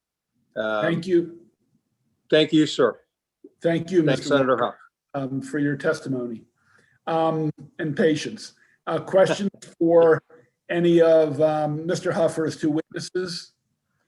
Seeing none. Sorry, Mr. Chairman. Sorry. Yes. Just briefly, I mean, obviously, I can't speak for all Democrats. I just want to say, as I told my colleague and friend, Senator Huff, I think that's outrageous. I think it's offensive. I think it's inappropriate, outrageous, whatever words you want to use. I think it's unacceptable. So I don't know whether legislation should move or not, but the idea of coming onto someone's property and defacing a sign or removing a sign is just beyond anything that we should allow in a democracy. So I'm sorry that happened to you, Ms. Cole, and thank you, Mr. Chairman. Isn't that so? Thank you, Vice Chair. Okay, thank you both. We're going to move on to Senator Huff's next bill. That is 851, County Board of Education vacancies. Mr. Senator Huff is the only witness. The others are written, favorable from Joy Schaefer. So Senator Huff, if you could explain the bill. Yeah, thank you very much, Mr. Chairman. This is very similar to the legislation that actually Senator Lamb did, and I was glad to co-sponsor with him. We already passed, which sets up special elections. This actually originated from our Frederick County Council. The county executive supported it. The Frederick County delegation unanimously supported it. You should have a letter simply that right now when there's a vacancy for school board, the county executive under the Frederick County Charter gets to make an appointment. She would still be able to do that, but if there is an election before the next scheduled election, there would be a process to fill that vacancy via special election. You should have amendments that came with this. I'll be happy to take any questions, but as I said, this is very similar to Senator Lamb's bill that we've already passed for ourselves. Okay, committee members, any questions for the good senator from Frederick County? Pretty straight ahead bill, and like you said, we have passed one similarly before. Senator, thank you for joining us. Thank you. That concludes the hearing on Senator Huff's second bill. Now I'm going to shift it to the vice chair with the next bill. Which I don't have the folders for yet, Mr. Chairman. Why don't you kick it off? I'll run down there and pick up folders. Hold on. This is our first clunky handoff. We've done this thing all year. Senator Kagan, I just summoned Senator Edwards out of voting, so I'm waiting for him to join now. He has a quick bill, it looks like. All right. So, Just wanted to give you a heads up. Senator Kagan, the door to your office may be, oh, then hold on. Okay. okay, take a 30-second pause. 2 seconds, sorry. Senator Washington. We have 4 more bills, and then we have a voting session. This is Advanced Technology 101. Getting off bills and bill folders. Okay. Here we go. Next up, Senator Washington, except Lamoria said that we want Senator. Edwards, only because I got him out of voting. Absolutely. I do not have the Edwards folder, Lamoria, so maybe. I do. Okay, so I'll just. No, is Senator Edwards here? I was trying to wait for him. We can go to Senator Washington. I'm sorry. Well, that's a long bill. If Senator Edwards wanted to have a brief respite from voting and he can join us quickly. Oh, there he is. I see him coming in. All right, let's welcome. Okay, the door is always open to Senator Edwards. This is Senate Bill 676, Public Schools Virtual Education Days. After Senator Edwards, we have Barbara Baker, and the rest of the testimony is written. Senator, there you are. Welcome, Senator Edwards. We're on 676. And you're muted, Senator. Thank you, Mr. Chairman. Not as young as I used to be. It takes me a little longer to get from A to B. So, but I appreciate your work on my schedules. But you don't have to walk. Actually, we were looking at one of your bills, Mr. Chairman, in a voting session. So anyway, I didn't hear you. There's Superintendent Baker on here today. She signed up. I'm not sure if I've seen her. Okay. See her. She was sent the link. That's fine. Senator Edwards, I don't see her. She may be joining us. She was sent a link. Okay, that's fine. Anyway, this is in a nutshell. I'm just going to abbreviate what Senate Bill 676, and I hope you all can support it, does. As you know, you have to, unless you can get a variance from the state board, do 180 days of school year. And for those of us in the mountains where we get a lot more snow than the rest of the state, there's been times they try to work in the schedule snow days, et cetera. At least that's what we call them. And you get so much snow, you miss so many days, you go into like the middle of June, sometimes even later, and everybody else is out of school and our kids are still going to school to meet the requirements. But state boards work pretty well with us over the years. What this bill does, a request of the Board of Ed in Garrett County, would allow, if we say put 5 days of snow days on the calendar, and you get one of those kind of days, they could do a virtual learning day. So it wouldn't count, it would count as going toward the 180 days, it'd be count like you were still in school, but it would knock off the 5 and go to 4. So they can't just take days and do virtual all the time. And that kind of restricts it. And you should have an amendment, Mr. Chairman, that we sent to your committee. We have it, Senator. Okay. Anyway, briefly, if the county superintendent orders a virtual education day, the virtual education day will reduce by 1 day, which is what I just said. If there are no days in the school's calendar for the school closures due to severe weather or other emergencies in the school year remaining year of school, county superintendent may not order a virtual education day for school in the school year. This kind of, they have to set up the procedure for it, but sort of similar if you call off school for snow, for example. It's my understanding transportation supervisor goes out about 4 o'clock in the morning, looks at the roads, and then if they decide to call school off, they got to call radio stations, in some cases the parents. This will be no different because the parents have to make some arrangement if you call it a day off school or if you had a virtual day. We think this would be helpful. Everything's set up. If you didn't have already all these virtual learning things in place, it might be different. But since we've done about a year worth of virtual, this is all in place. So it shouldn't be that difficult to do. And I think it helps them out with their scheduling and would ask for your support. Bless you. Question for the senator. Sorry. Senator Ellis, please. Yeah, thank you, Mr. Chairman. And Senator Edwards, just a great idea to keep our students engaged continually. One question I asked, with your area being similar in certain ways to my district with the rural, and the issue with rural broadband, do you think that would come into play with the accessibility to students really having an opportunity to really learn on those virtual days? We have a problem now. We don't have broadband near what it needs to be. We have kids that don't have computers, number one, don't have access to broadband to go to the libraries or the schools, depending if part of the schools are open. So that is a problem, but it's a problem now. So this doesn't add to that problem. This actually, I think, provides the opportunity for students to continue, those who have that access, and the board would do everything it can to make sure everybody had access, to continue educated instead of going out, not going to school and just messing around the house and not being educated, for example.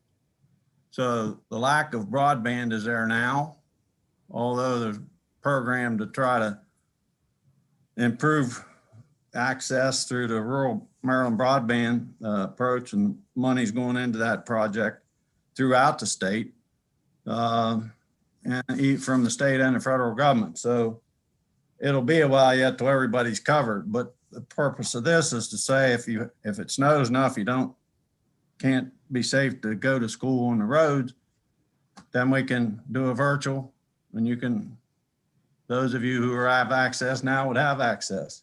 So you could still do the learning process. And if you didn't have this virtual day, then you'd just have a day off and you would not be having a virtual education that one day. Thank you. Yeah, Senator, I sort of get that. And I understand not wanting to extend school into June or, God forbid, start before Labor Day. But I guess having a plan for students who don't have broadband, whether maybe texting an assignment, it seems to me either we're going to have students engaged in some way, shape, or form, which might have to be somewhat creative if they don't have broadband. To have it, sort of come see, come saw, it may happen with these students, it may not happen with others, concerns me a little bit that it ends up being another day off. And I guess if there is some more specificity of ensuring there are some strategies short of, guaranteeing broadband, again, if all students have phones, assignment could be texted to them and it could be turned in the next day. But, I would hesitate to leave it too loosey-goosey, that's all, even though I understand utilizing those days and not have them all being free days. So I'm very sympathetic to the situation. I guess I'd like a more definite solution. I'm sure the superintendent answered that way better than I can, but they have to come up, according to this, the board would come up with a plan, but it'd be no different than if it snowed tomorrow and they said we can't have school. They're going to have to contact these people some way. They do it by telephone, they do it by radio mainly, because you don't have a whole lot of time. If they call it off at 5 o'clock in the morning and you got to start getting on the bus, some of them at 6 o'clock, you don't have a whole lot of time to make a change. So I'm assuming put some kind of plan together, say if we get snow the first day, here's what we're going to do if we do a virtual. That's an assumption on my part. The board would have to answer that. But I think it's a good thing to say, we can at least all those who are connected now, which isn't 100%, and it isn't 100% in any other county in this state probably that has total access to broadband, to continue the education process for that day that otherwise they'd be sitting at home doing whatever, but not being virtually educated and or in person educated. Yep. Senator Fry-Hester. Thank you, Mr. Chair, and thank you to the bill sponsor. I'm supportive of this legislation, and I think last year I sponsored something with Senator Gallion that was very similar. But my question is, I guess, more of a legal one. So maybe council could answer if necessary. So I believe Howard County is currently doing this. So they've had a few snow days. They've called them virtual for some kids were already at home. The other kids did not go in. So my question is, why do we need this legislation? Why can't Garrett County just do this automatically? I can't, Ms. I'm not a Goodman? legal person, but I do know Howard County. I'm under the understanding Howard County did contact our school board about this bill. I don't know what specifically they asked them, but evidently they seem to think, they being Garrett County's school board, thinks that they need legislation to allow them to do it.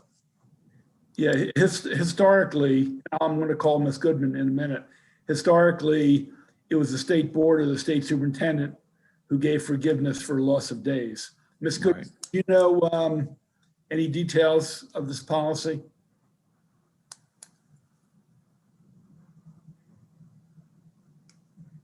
Sorry to put you on the spot, Ms. Goodman. Oh, so yes, the state board has the authority to, in terms of whether a county can already decide to do a virtual day versus just the current policy, which is the state board, if they have a snow day and they go beyond their budgeted snow days, and then the state board can waive that having to go for extra days at the end of the school year. That's kind of what the situation is now.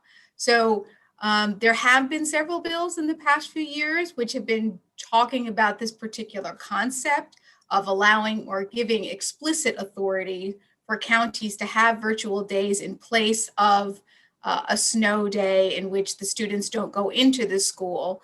Again, the same questions that you're all raising have been raised at these other points in time, but there's nothing particularly in the law that says a county can or can't already do a virtual school day in place of this.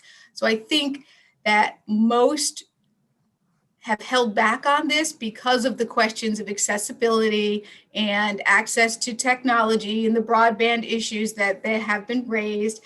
But given the year of virtual education as it is now, and for the most part, the vast majority of students are already virtually learning, I think that those questions of access are just, it's just a little bit different. So I think in this case, there's, like I said, there's no law particular to this area, explicit or not explicit, the regulation or statute. So I think that's the reason that many of the counties feel a little concerned about going ahead and do that going forward versus coming to the legislature and making sure that the policy is authorized. Mr. Chairman, if you look at number 2 on page 2, I think it is, it says a school implementing a virtual, this may answer Senator Ellis's question. A school implementing a virtual education day shall make accommodations for students and school staff who do not have easy access to internet. So then they're planning, they have to do the best they can to provide access for those who do not have easy access to that.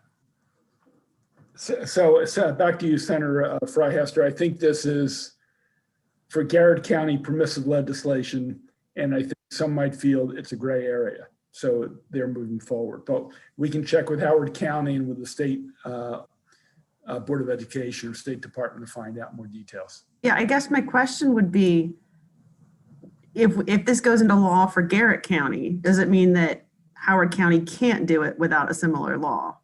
If not, can we pile on? It's a fair question. We will have to do some research on that. Good that you flagged it. Both of them, Senator. I'm sorry, George. What'd you say? I'm sorry, Senator. Senator Hester has kind of a tie into both counties. We're not going there. School in Howard, though. Okay. Yeah, I know. I'm just lighten it up a little bit. I told you I supported your bill, Senator. I love it. Yeah. Okay. Seeing no further questions, that concludes the Senator Edwards bill on Garrett County. Then we go to the Vice Chair. Okay. Thank you, Mr. Chairman, members of the committee. Our pleasure. Thank you, Senator. Thank you, Senator Edwards. Good to have you here. Senator Washington, you're up next with Senate Bill 766, State Board of Elections and Local Boards of Elections, Membership and Staff. You will kick us off, followed by the fabulous Joanne Antoine from Common Cause, Kobe Little with NAACP, and that's it. That'll be it. Please begin. Thank you. All right, thank you. And thank you, Madam Vice Chair, Chair now. My introduction is a lot shorter because of your comprehensive review of the challenges facing our elections to make sure that they're accessible and have high integrity and accountability. So this, and again, I'm open to just on the outset, whether some of these features are in that omnibus bill or whatever. This is a cross file of Delegate Washington's bill. We've been talking about these things and we've always just wanted to have a Washington bill. So this bill aims to ensure election integrity for our election systems and equal access to polls for all Marylanders. Right now, our State Board of Election, I think we agree that we could really provide our board with some ability to both address some of the inequities that we see, as well as frankly, to make sure that they better represent the local boards, and also frankly, maybe adding some skill sets that aren't currently required of our State Board of Elections. So what this bill does is three things. First, it requires that all members of the State Board of Election have extensive knowledge of Maryland election laws and at least 5 years of experience in administrating elections. I just think we really shouldn't negotiate on this. I mean, in terms of the amount of time, but the whole concept that if we're really able to make sure that our elections are secure and efficient, somebody shouldn't be appointed unless they are some sort of expert in the field. When we look at our professions, the people who are on our corrections boards, the people who are on the dental board, the people who are on the nursing board have some experience. I think our elections deserve that level of professionalism as well. Every member of the board should have some intimate knowledge of election security. Not everyone, but we should have somebody on there specifically around that. So this bill adds a provision also that our Maryland Association of Election Officials, which I'm happy, I've gone to a couple of their elections, their conferences before I was elected, but then after recently, and just know that we really are leaving a lot on the table by not engaging them more in this process. Secondly, SB 76 also address and require, not that we have a member of the board, a member who's a racial equity coordinator, but there's actually, we appoint a separate racial equity coordinator.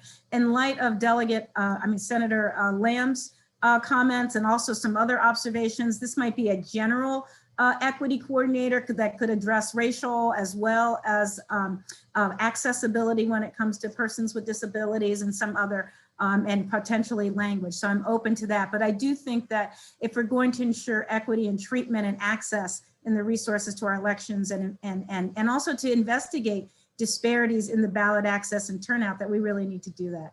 And then this person would do this research. They would help the board submit an annual report to the General Assembly with some details about their activities and recommendations. And the State Board would really be required to publish this. And then finally, SB 766, it overhauls the appointment process. So it just turns it on its head a bit and says that members of local boards of elections that are currently appointed by the governor, I think it creates an unfair partisan advantage. Ideally, our State Board of Elections should be completely nonpartisan. And that's probably a little bit of a pie in the sky, but the extent, so barring that, that the bill should really shift the focus away from sort of a winner take all approach and remove that the governor's power would just be to appoint we can make sure that the boards of elections, for example, Prince George's County, Baltimore City, Montgomery County are overwhelmingly Democrat, but yet they're led by Republican members. At some point in the future, there will be a Democratic governor, and the board of elections for the rural counties that are overwhelmingly Republican may be led by Democrats. And so neither one of these scenarios is really representative of the boards that people serve. So this bill, and so this third aspect of the bill would change that. This bill is crucial for overhauling, I think, our election systems. I think it gives some lots of things to think about in more depth around the board. that were highlighted, by the previous bills. I ask for your favorable report to make sure that we protect our integrity, that we increase voter access, and that we ensure fair representation at the ballot. So I have as you said, two people to speak on this bill, and I'm here to answer any questions. Thank you, Madam Vice Chair. Thank you, Senator Washington. I would say great minds think alike, but I don't want to do too much self-congratulations. Thank you for the bill. Joanne Antoine, please kick us off. You have up to 5 minutes. Uh-oh, is Joanne here? Oh, no. I do not see her. Nor do I. Well, let's hear from Kobe Little, and then maybe Joanne can join us while we're still on this bill. Do we see Kobe? I don't see Kobe as well. Uh-oh. Uh-oh. Well, they would just say me too, and we've heard. They would just say it very persuasively. And yes, they would. They'd be much more eloquent than me. Okay, so in any the past, questions? sometimes when there has been a glitch or someone has had to leave and come back, we have allowed them to testify. So I'm just going to put this folder aside. Let's not call this bill hearing complete, Senator Washington, but if they come back soon, we'll come back to it while it's all fresh in our mind. Is that all right? Sounds fair. Okay, thank you. So not completed. Is Senator Waldstreicher in the room? He is. All right. Mr. Vice Chair, welcome. Congratulations for your tremendous work. And we are delighted to welcome you here to Education, Health, and Environmental Affairs. You have Senate Bill 827, Non-Public Schools, Adequate Health Services, Eligibility for Reimbursement. You are going to kick us off, followed by Rabbi Ariel Sadwin from Agudath Israel of Maryland, and Garrett O'Day from the Maryland Catholic Conference, followed by Michelle Sheldon Rubio from Cardinal Sheehan School, and Karen Barral from JCRC, the Jewish Community Relations Council. So, Mr. Vice Chairman, welcome. Thank you, Madam Vice Chair. Thank you to members of the committee as well for having me. So I went to public school, and my children do too. When I was in school, I never had need to use the school nurse with frequency, although I was comforted knowing that she was there. Some of my friends weren't so lucky. They relied on the school nurse regularly, either because of mental health issues or chronic conditions. I know we had a brief discussion on the floor today regarding school nurses, so this issue is very much familiar to the committee. School nurses play a critical role, especially now that we rely on them to help contain the spread of COVID-19. However, non-public schools are not required to have school nurses, even though many were the first to return to in-person learning during the pandemic. In fact, only 25% of non-public Jewish schools in Maryland even have a school nurse, and the majority of those aren't full-time. In practice, that means that non-health professionals like administrators and rabbis and nuns are making health decisions. And just to be clear, the nuns and the rabbis aren't in the same school. But that's not what we want in a pandemic. We want health professionals helping to make these decisions. Under current state law, county governments are required to provide, quote, adequate health services in all public K through 12 schools. These adequate health services are defined in COMAR. SB 827 would authorize non-public schools who agree to provide the same adequate health services currently provided in public schools to seek reimbursement for up to 50% of the cost of such services from the county in which they are located. Now, it's important to note that SB 827 is enabling legislation only. The bill only enables, it does not require the counties to reimburse eligible non-public schools up to 50% of the costs for these adequate health services. The bill is also wholly optional for the non-public schools. Non-public schools are not required to seek reimbursement under SB 827. In other words, for both the locals and the schools, the bill is opt-in. I should note that, importantly, any non-public schools seeking reimbursement under the bill must satisfy two non-negotiable eligibility criteria. One, they must satisfy the identical non-discrimination commitment found in the existing Boost program, which prohibits discrimination on the basis of race, color, national origin, sexual orientation, or gender identity or expression. And 2, they must satisfy the identical tuition limitation copied from the existing non-public schools textbook and technology grants program, which limits the non-public schools tuition to no more than $15,848. Finally, you should know that under current law, K-12 public schools are required to assist with communicable disease control, which includes the prevention, investigation, limitation, and eradication of infectious diseases. As part of this responsibility, K-12 public schools assist local health departments in implementing plans to prevent the spread of communicable diseases. By augmenting the ability of non-public schools to engage health professionals, SB 827 will enhance the ability of local health departments to disseminate public health information and more effectively monitor and implement a plan for the spread implement a plan for preventing the spread of communicable diseases. COVID does not discriminate between public and non-public schools. We all agree that it is critical to provide our children with a quality education in a healthy and safe environment. SB 827 will help to improve public health throughout our communities.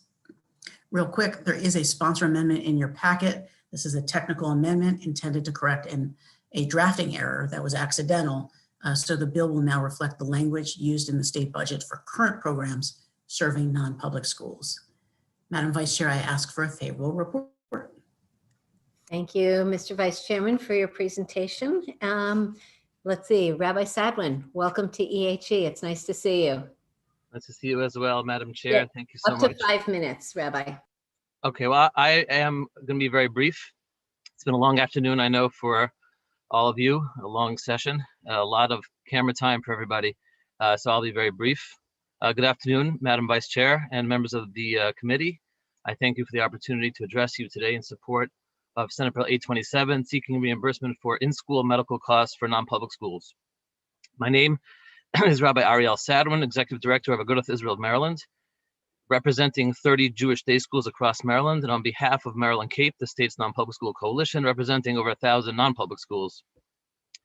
As the sponsor, Senator Walstrecker just mentioned, the merits of this bill are quite obvious. It's a bill about the health and safety of children while they're in school. Keeping children healthy and safe should not be limited to a public school and not to private schools. So a bill like this, which would allow the school to receive reimbursement for the medical costs of up to 50%, it's good government policy that already exists in numerous other states. The families attending these non-public schools are taxpayers to their local counties, and thus it's a worthwhile expense for these county governments to absorb, and we're hopeful that they will do so willingly. We thank the sponsors and the primary advocates for presenting this bill, and we hope that the members of the committee find it worthy that this become law in Maryland and to report favorably on Senate Bill 827. Rabbi, that might have been a land speed record. Good for you. Thank you. Not only do we have more bills, but we also then will be having a voting session. So thank you for your courtesy. Next up is Garrett O'Gay, Maryland Catholic Conference. Mr. O'Day, welcome. Thank you, Madam Vice Chair, members of the committee. Good to see you all. Thanks so much. For the record, Garrett O'Day, Deputy Director of the Maryland Catholic Conference and Vice President of Maryland Cape with Rabbi Sadwin. That's our non-public school coalition, which represents about 100,000 students, over 100,000 students, or around 1 in 9 students in Maryland, which are educated in non-public schools. We want to thank Senator Hedelman and Senator Walstrecker as the lead sponsor, of course, as well as Delegate Stein over in the House for bringing this bill, which we just heard over in the House Appropriations. So as we always like to remind everybody, most of the students in our non-public schools are lower and middle income. And I'm here today on behalf of those students educated in our Catholic schools, and many of those schools do not have the budgets, especially in this time, for full nursing. We've had about 4 Catholic schools statewide that have closed their doors already due to the pandemic. So many share school nurses, and this bill could be a huge help, particularly in this time. As you know, our Catholic schools, particularly such as our Baltimore City community schools, whose mission it is to serve largely underprivileged and minority and often non-Catholic students in Baltimore City, have tight budgets and dedicate much of their additional resources toward direct assistance to their students. A 50% county reimbursement would go a long way in caring for these students. In the grand scheme of things, we think that's about a cost of $25,000 to $30,000 for the half the cost of a full-time nurse, one of which you'll hear from in just a minute.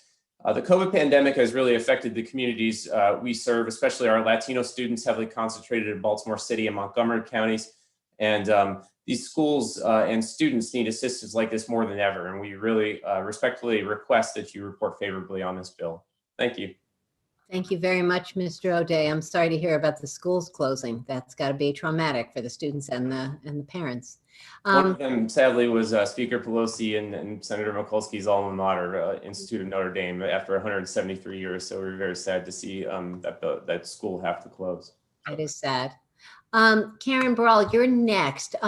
You did not sign up with your affiliation. Is that on purpose? Are you here as an individual or representing the Jewish Community Relations Council? So I'm not working for the Jewish Community Relations Council. Haven't been for years, even though still very involved. And right, okay. Seen you around, Senator. I signed up as an individual, as a parent. I'm a parent of the Berman Hebrew Academy. Well, welcome, and you may have up to 2.5 minutes. Great, thank you. Good afternoon, members of the committee, Senator Kagan. My name is Karen Burrell, and I'm here this afternoon to testify in support of Senate Bill 827. Many of you may know me from my previous role as an advocate for the Jewish community of Montgomery County, but today I join you as a mother of school-aged children, a community activist, and a concerned citizen. My husband is an active duty U.S. Army colonel, and I work for a women's nonprofit. We have 2 children that attend Melvin J. Hebrew Berman Academy in Rockville, Maryland. We are observant Jews and prioritize our family's budget so that our children's academic and social needs come before material luxuries. We and most of the families that send their children to the Berman Academy and the Torah School, also in Montgomery County, are not wealthy. At the start of the COVID epidemic, the Berman Academy quickly switched to virtual learning. They did a great job with that and with what they had at the time, but my children, like thousands of other children, suffered and fell behind. In the fall, when Berman was looking to safely reopen our school for in-person learning, we were nervous, but we knew that that was the best place for our kids, was to be in school. Our Jewish school benefited from unique advantages that made it possible to reopen early. The majority of Orthodox Jews live in clusters, increasingly the efficiency of contact tracing and significantly reducing the spread of the virus in our community. The Berman Academy created small learning pods that were carefully constructed based on geography, family relationships, and other safety factors. Many non-public schools believe it is critical and possible to provide our children with a quality education in a healthy and safe environment. This year, Berman took the extra precaution of hiring an additional school nurse and setting up 2 nurses stations. One nurse was the usual school nurse, including that students went to for Band-Aids, ice packs, medication distribution. And the second nurse was hired to exclusively handle COVID symptoms, contact tracing, and disease control. And since the day she started, parents have sought out her advice on a continual basis. But unfortunately, the cost associated with retaining qualified health professionals is a burden on an already stretched school budget. Under current state law, county governments are required to provide adequate health services in all public K-12 schools.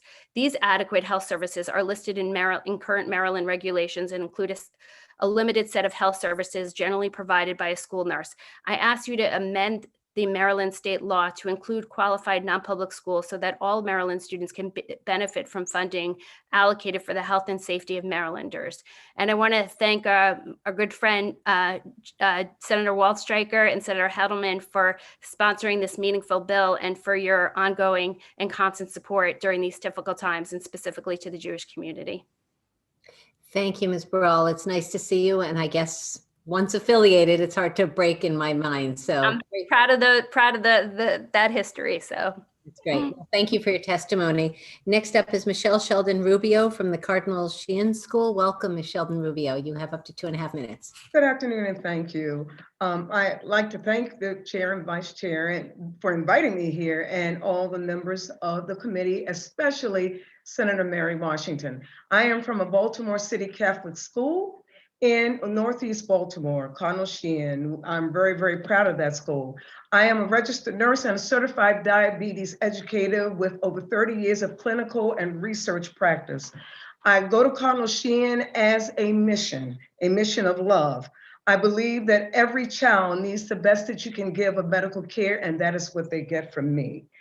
It is very difficult, though, to be there with the budget being so tight. Cardinal Sheehan has a lot of families there. It's a very, very low-cost Catholic school, but many of the parents there have several children in the school. And even with a low tuition of $5,700 a year, many of them are on boost.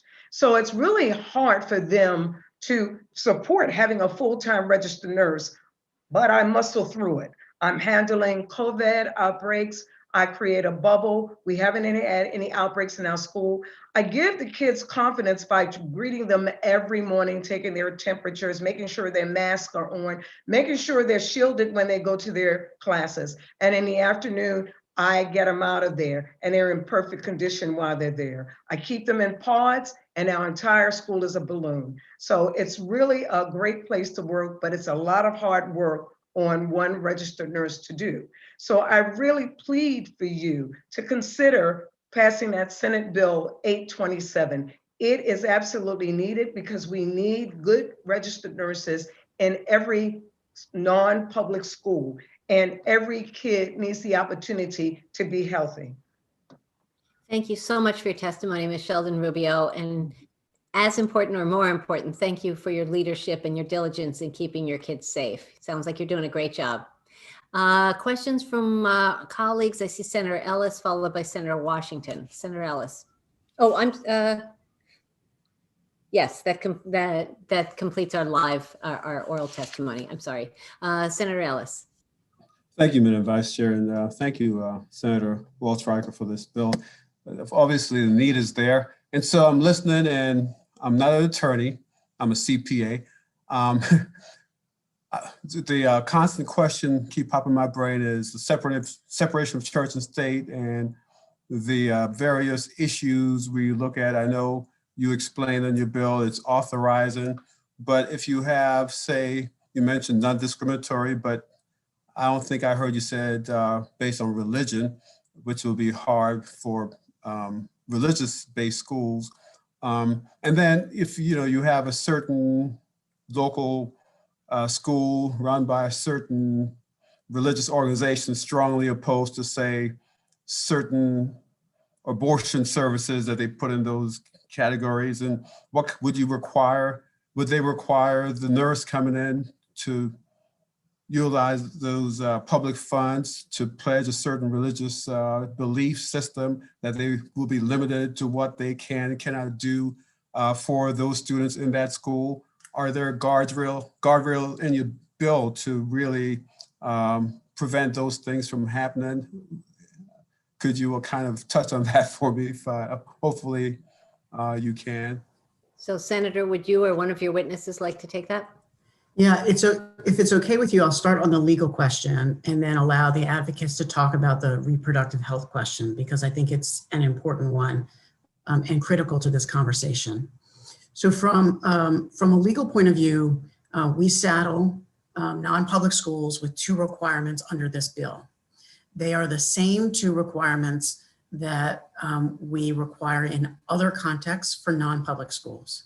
So we require an affirmation of non-discrimination. That affirmation of non-discrimination doesn't include two categories. One you reference, and that is religion. In other words, Jewish schools are not required to take non-Jewish students. Catholic schools are not required to take non-Catholic students. And so that provision, that protected class, is excluded because some non-public schools are exclusively religious for one purpose. The second category we exclude, and this has been more controversial, but is not related to this bill, is a disability, because we know that some non-public schools are simply unable to educate some folks in our community with severe disabilities. And so we don't require that as part of the non-discrimination affirmation. That may be changing in unrelated legislation. So I hope that answers your legal question. Then of course, the other condition is the tuition rate. And so as Senator Kagan knows, some of the schools in our county wouldn't fit because their tuitions are too high. So like Bullis, Landon, Some of those Holton Arms, those types of schools aren't eligible for these funds. Well, yeah, my thank you for that answer to the first part. But my second part was this entire thing where a lot of advocates just dump abortion into everything and so many things we try to do here. It just become an overriding thing. So would that be a concern with some of these religious schools who might want to get the funds, at the same time impose those conditions above and beyond that's allowed by this bill? Are any of you, Rabbi Sadwin, Mr. O'Day, Ms. Sheldon Rubio, Ms. Brawl, are any of you feeling capable of answering that question? Just one of you. I'm happy to take that, Madam Vice Chair. Okay, I was going to say, if not, we can follow up afterwards. Mr. O'Day? Sure. Yeah, as you know, and I'll speak for Catholic Conference. So since you raised that issue, I'm here testifying in support of this bill. I'll state that, but as Senator Wallstreicher alluded to, it's an opt-in for both the counties and the schools as well if they want to get reimbursed. Additionally, I'll direct you to the bill on page 5 and line 4. Says that nothing in this section shall be construed to require a non-public school to adopt any rule or policy that conflicts with its religious or moral teachings. And I think that definitely addresses the issue that you're referring to, Senator Ellis. But the biggest thing is really it's an opt-in for everybody, both the counties and the non-public schools. If they don't want to take the state assistance, then they have the ability to opt in or opt out, and the counties do too as well. So thank you, Mr. O'Day. Thank you, Senator Ellis. Senator Washington, you had a question? Yes, I do. Thank you. And it's building on Senator Ellis's. So thank you, Senator Wallstreicher. Oh, there you are, Senator Wallstreicher, for this bill. But before I go to my question, I just want to thank Nurse Sheldon Rubio. Sheehan is in my district. It's in the 43rd district. I visited there. They have an amazing choir. They have good community, good people. And some of the concerns that I'm expressing now don't have to do with that, with this institution, because I know their values and what they do. But I think we demonstrated, Senator Ellis, that in another bill that the services I think that are going to be offered by the nurse really aren't in that category of abortion. That those typically that's not what they would be providing. But I would ask when it comes to do with employers, the employees, if one is LGBTQ or questioning, on that respect, hiring practices and things like that. So would that would be protected? Would those employees be protected, or would someone have to agree? I guess, where does the anti-discrimination? Would you be allowed to discriminate against somebody who is LGBT or somebody who, for whatever reason, is deemed outside of the desires of the religious school?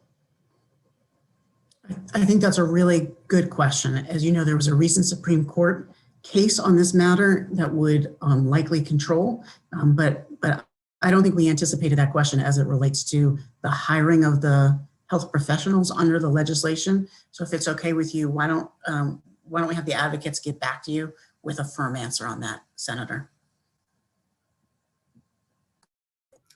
Okay. Thank you, Senator Washington, for the question. Thank you, Senator Waldstreicher.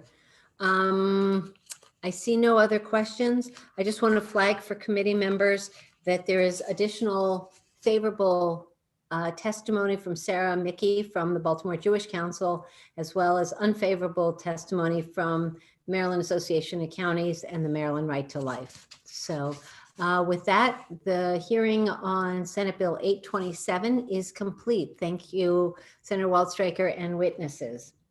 I just want to do a last call here for Senator Washington's witnesses. Have Joanne Antoine or Kobe Little come back into the room to join us for Senate Bill 766? No, they have not. I think they had to go testify somewhere else. Okay. All right. Well, Senator Washington, I think we're going to have to say that completes the hearing then for Senate Bill 766, but it's okay. Luckily they had a very powerful advocate in your testimony. So thank you for that. The next bill, Senator Reedy, welcome to Education, Health, and Environmental Affairs. Senate Bill 838, election law polling places proof of identity. Senator Reedy will kick us off, followed by Diana Waterman, and then Lisa Klingenmeyer from Marylanders Against Poverty will be testifying in opposition. Senator Reedy, it's good to have you here. You may begin. Thank you so much, Madam Vice Chair, members of the committee. Great to be with you again after I think it was last week we were together a little bit as well. Senate Bill 838, election law, polling places, proof of identity. It's common sense legislation, in my view, that would require we would become one of more than 30 other states that require some form of identification to cast a ballot in a Maryland polling place. But it expands the type of identification. You know, oftentimes we hear about voter ID at the polls. This would actually expand it beyond just a driver's license or state issue ID to a number of different proofs of identity. It expands the definition of voter ID to include not just driver's license or state issued ID, but also utility bill, bank statement, government check, paycheck, and other government documentations, or a voter notification card or a specimen ballot mailed by a local board. So as I said, over 30 states have some form of voter ID requirement for voting in person. Trust in our elections is a big issue, and you don't have to really do much but turn on the television or watch your social media feed to see people, you know, going back and forth about a lot of mistrust, a lot of issues. And I don't care, you know, what side of the sort of aisle you are or what side of the debate you're on. This is really a simple step to verify a voter's identity and ensure that we're ensuring one person, one vote, with a really a common sense measure. This really even would cut down on human errors. And so we hear a lot, of course, there's been all this stuff about voter fraud and a lot of debate and discussion about that in our country and what constitutes fraud versus constitutes you know, changing of the rules or before an election. There's a lot of concern about that. And then there's also a lot of people defensive about things that have been done as well. I think what's great about this is it's really something that helps cut down on some of the human error. Some of the things we see that have happened in previous elections are also attributable to human error because we're all human. I had a constituent, one of the things that really motivated me to put this bill in is I had a constituent reach out to me. This is not the first time this has happened, but in this last election, and she was very upset because she'd gotten to the polls to give her name and she was not able to vote. She had to vote by provisional ballot because she gave her name, spelled it out, and her name had been taken by somebody else in actually Montgomery County. They determined had checked off her name. Well, it turned out based on what we could find, it was probably just a mistake. The poll worker checked off the wrong box. And this woman, unfortunately, somebody voted in her name in a different county. Now, I don't believe fraudulently. I think it was an honest mistake. But honestly, if somebody had to just check a driver's license or a document, it would have been that additional secondary check to say, oh, okay, this is who you are, and I'm going to check you off of the poll book. We have had cases in Maryland in the recent past of people who've been registered in multiple states and voted in both states.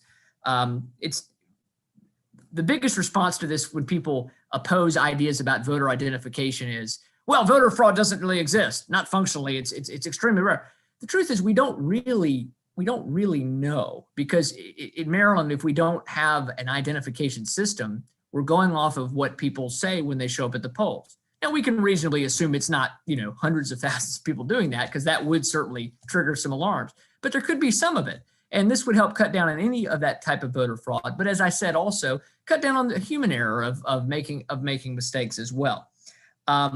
So this is particularly important. I'll close with this. It's particularly important as we go more and more to early voting. More and more people are voting early. So they're not voting in one precinct anymore where poll workers may know some of the folks. Sometimes people might even be voting in a different jurisdiction than they live in and they're giving their name. So having just a common sense check, to me, it makes a ton of sense. And I understand there's some opposition signed up against the bill. One of the reasons I wrote the bill or I worked on the bill the way I did was to make sure we're not just saying everybody has to have that state issue ID that you have to spend some money for. It's saying you literally can use tons of different types of identification because again, our goal is not to make this a hurdle. Our goal is safeguard and just ensure that people are who they say they are and that when they vote and that we have less human error at the polling place as well, as far as selecting off who we check off in the poll book. So I think this is actually a really common sense proposal. As I said, I would be happy to answer any questions, and I would appreciate your support and favorable report for Senate Bill 838. Thank you, Senator Reedy. We'll hear from your proponent first, and then we'll see if there are questions for you before we hear from the opponent. Diana Waterman, MFRW, which I think is Maryland Federation of Republican Women. Welcome. Very good. All Very right. good, Vice Chairman. Yes. There you go. Welcome We've back. spoken before. Yes, we have. For the record, Diana Waterman, I am president of the Maryland Federation of Republican Women. I am testifying today on their behalf and behalf of our over 1,300 members statewide. Long day, I've submitted written testimony, and I think Senator Reedy covered most of the major points there. So a little bit of an embellishment upon me too, but to say voter ID is something that is very near and dear and very important to the members of the Maryland Federation. And I think Senator Reedy has taken away, and I mean, we obviously will hear from the opponent shortly, but taken away the major hurdle of voter ID by bringing it down to the card that the board sends you, voter identification card, or the sample ballot that they send to you, that anybody who is a registered voter should receive. It's not like you need a photo ID. You don't need to go and get a document. So for those reasons, I think that this bill should be able to clear that hurdle this time and get a favorable report from not only the committee, but a full vote from the entire body, so that we can actually adopt some voter ID in our state that is not going to be burdensome to the voter. I agree with Senator Reedy as well that this provides a little safeguard against human error. And he also has a part in there about reading names off, which is just another safeguard to making sure that we've got the right person selected in the voter book and we have our votes secure and taken care of, which will lead a great deal of faith, give a great deal of faith to the voters that our voting system is secure. And on that note, please give a favorable report. Senators, thank you for the opportunity to testify before you once again. And thank you, Senator Reedy, for submitting this legislation. Thank you, And Ms. Madam Watt. Vice Chair, I want to make a note, and because we got some feedback from some folks, and I wasn't able to let Ms. Waterman know. So we do have You took that out. the reading out loud. So that was not something we had planned in the original. It was taken from another statute, and I got some feedback on that. Well, So it's a good idea. Either way, we're good. Reedy, that We'll is. amend that out. Yeah, You want that in or not in? we are amending that out. Yeah, we have an amendment for you to amend that out. Yeah. All right, thank you. I see no questions for Senator Reedy. Okay, we're going to shift to the opponent, Marylanders Against Poverty, Lisa Klingenmeyer. Welcome to Education, Health, and Environmental Affairs.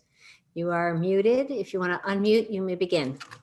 Thank you, Madam Vice Chair and members of the committee. My name is Lisa Klingenmeyer. I am here today representing Marylanders Against Poverty. This is a coalition of service providers, faith communities, and advocacy organizations that work on policies and programs that address and end poverty.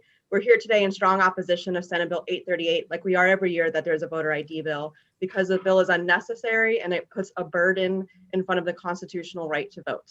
As the previous panel mentioned, this bill is a little different than bills of the past years in that it allows some non-photo versions of identification to be used.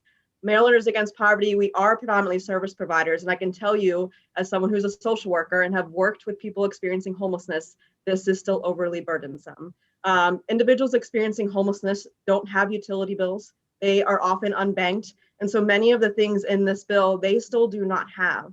As a social worker, I would spend hours trying to secure identification for individuals experiencing homelessness. And even if today I could get somebody a piece of paper that had their name and their address on it, if they have an address, it doesn't mean that they would have that sheet of paper tomorrow. Because if you're experiencing homelessness, your belongings often get stolen, they get lost, they deteriorate in the elements if you're spending your time outdoors. And so this is not something that is easy for someone to produce. This bill disproportionately impacts women, individuals of color, people who are fleeing domestic violence situation, and seniors.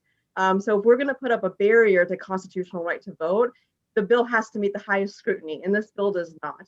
There are numerous studies, continuing studies that are being done that there is no evidence of widespread voter fraud, particularly voter fraud of impersonation, where voter ID would actually make a difference. For individuals experiencing homelessness that I've worked with, they often talk about how they feel so marginalized by our systems, but one way they feel connected to this community, they feel connected to their lawmakers, is by voting. So if we put any barrier in front of that, that could mean individuals experiencing homelessness would not be able to vote, and that is not what we want. So for all of those reasons, we encourage an unfavorable report on this bill, and we thank you for your time. Ms. Klingenmeyer, thank you for your testimony and thank you for what you do to help those who are experiencing homelessness. Colleagues, I just want to flag, and anyone watching, other favorable witnesses were Ellen Paul and Nelda Fink from Maryland Stands Up, Inc., and Ella Ennis. Other unfavorable witnesses were Common Cause Maryland, the Maryland Developmental Disabilities Council, Adiana Britt as an individual, Kobe Little from NAACP. So seeing no questions for the proponents or opponents, thank you very much, Senator Reedy, for being with us. That completes the hearing for Senate Bill 838, and I hand it back to the chairman. Thank you, Vice Chair Kagan. Wait, I'm sorry. I thought Senator Carozza was waving goodbye, but were you trying to ask a question? I actually tried to on the first panel, but I wasn't quick enough on the draw. Sorry, Madam Vice Chair. Just very briefly, and this is more for the, I don't know if the bill sponsor already left. Is Senator Reedy still with us? He may have left us, I think. Okay, is Ms. Waterman Is it offline, or is there, I think Ms. Waterman has left us. Well, here's my question, and it's more just, I just wanted to better understand. I hear this in my district and I hear it from other people around the state. I'm just trying to understand, why do you believe that certain people believe so passionately in wanting to show the voter ID? Why they are supporting this? What is driving that? Speaking on behalf, at least of myself, and I think it's reflective of the group in general, that we feel that our right, the constitutionality of our right to vote is very important, and not saying that there is widespread fraud or widespread impersonation, but if anybody is being impersonated, because all you need to know is a person's name, day and month of their birth, and the street address, which you can look up and find on anybody. You can walk in, especially with being able to vote in anywhere during early voting sites, and say you're this person. Once that ballot is cast, there's no way to pull it back out of the system. You still get to vote, but provisionally, but that other vote is still in the system. The belief that it could happen, even if it isn't happening, we believe is very simple to alleviate by just showing some form of identification. And I understand about the homelessness situation that the other opponent talked about, but I think that this bill removes a lot of those hurdles and still will allow the security of knowing that it's actually me that is being registered in that vote, and me that is voting, and my vote that is counting. Right. Will give a great confidence to us. Thank you. Okay, that concludes the hearing on this bill. Ladies and gentlemen, we will be starting voting at 5:40 sharp. At 14 minutes, I'd like to at least have an hour and 45 minutes of voting. So 5:40 in the committee room.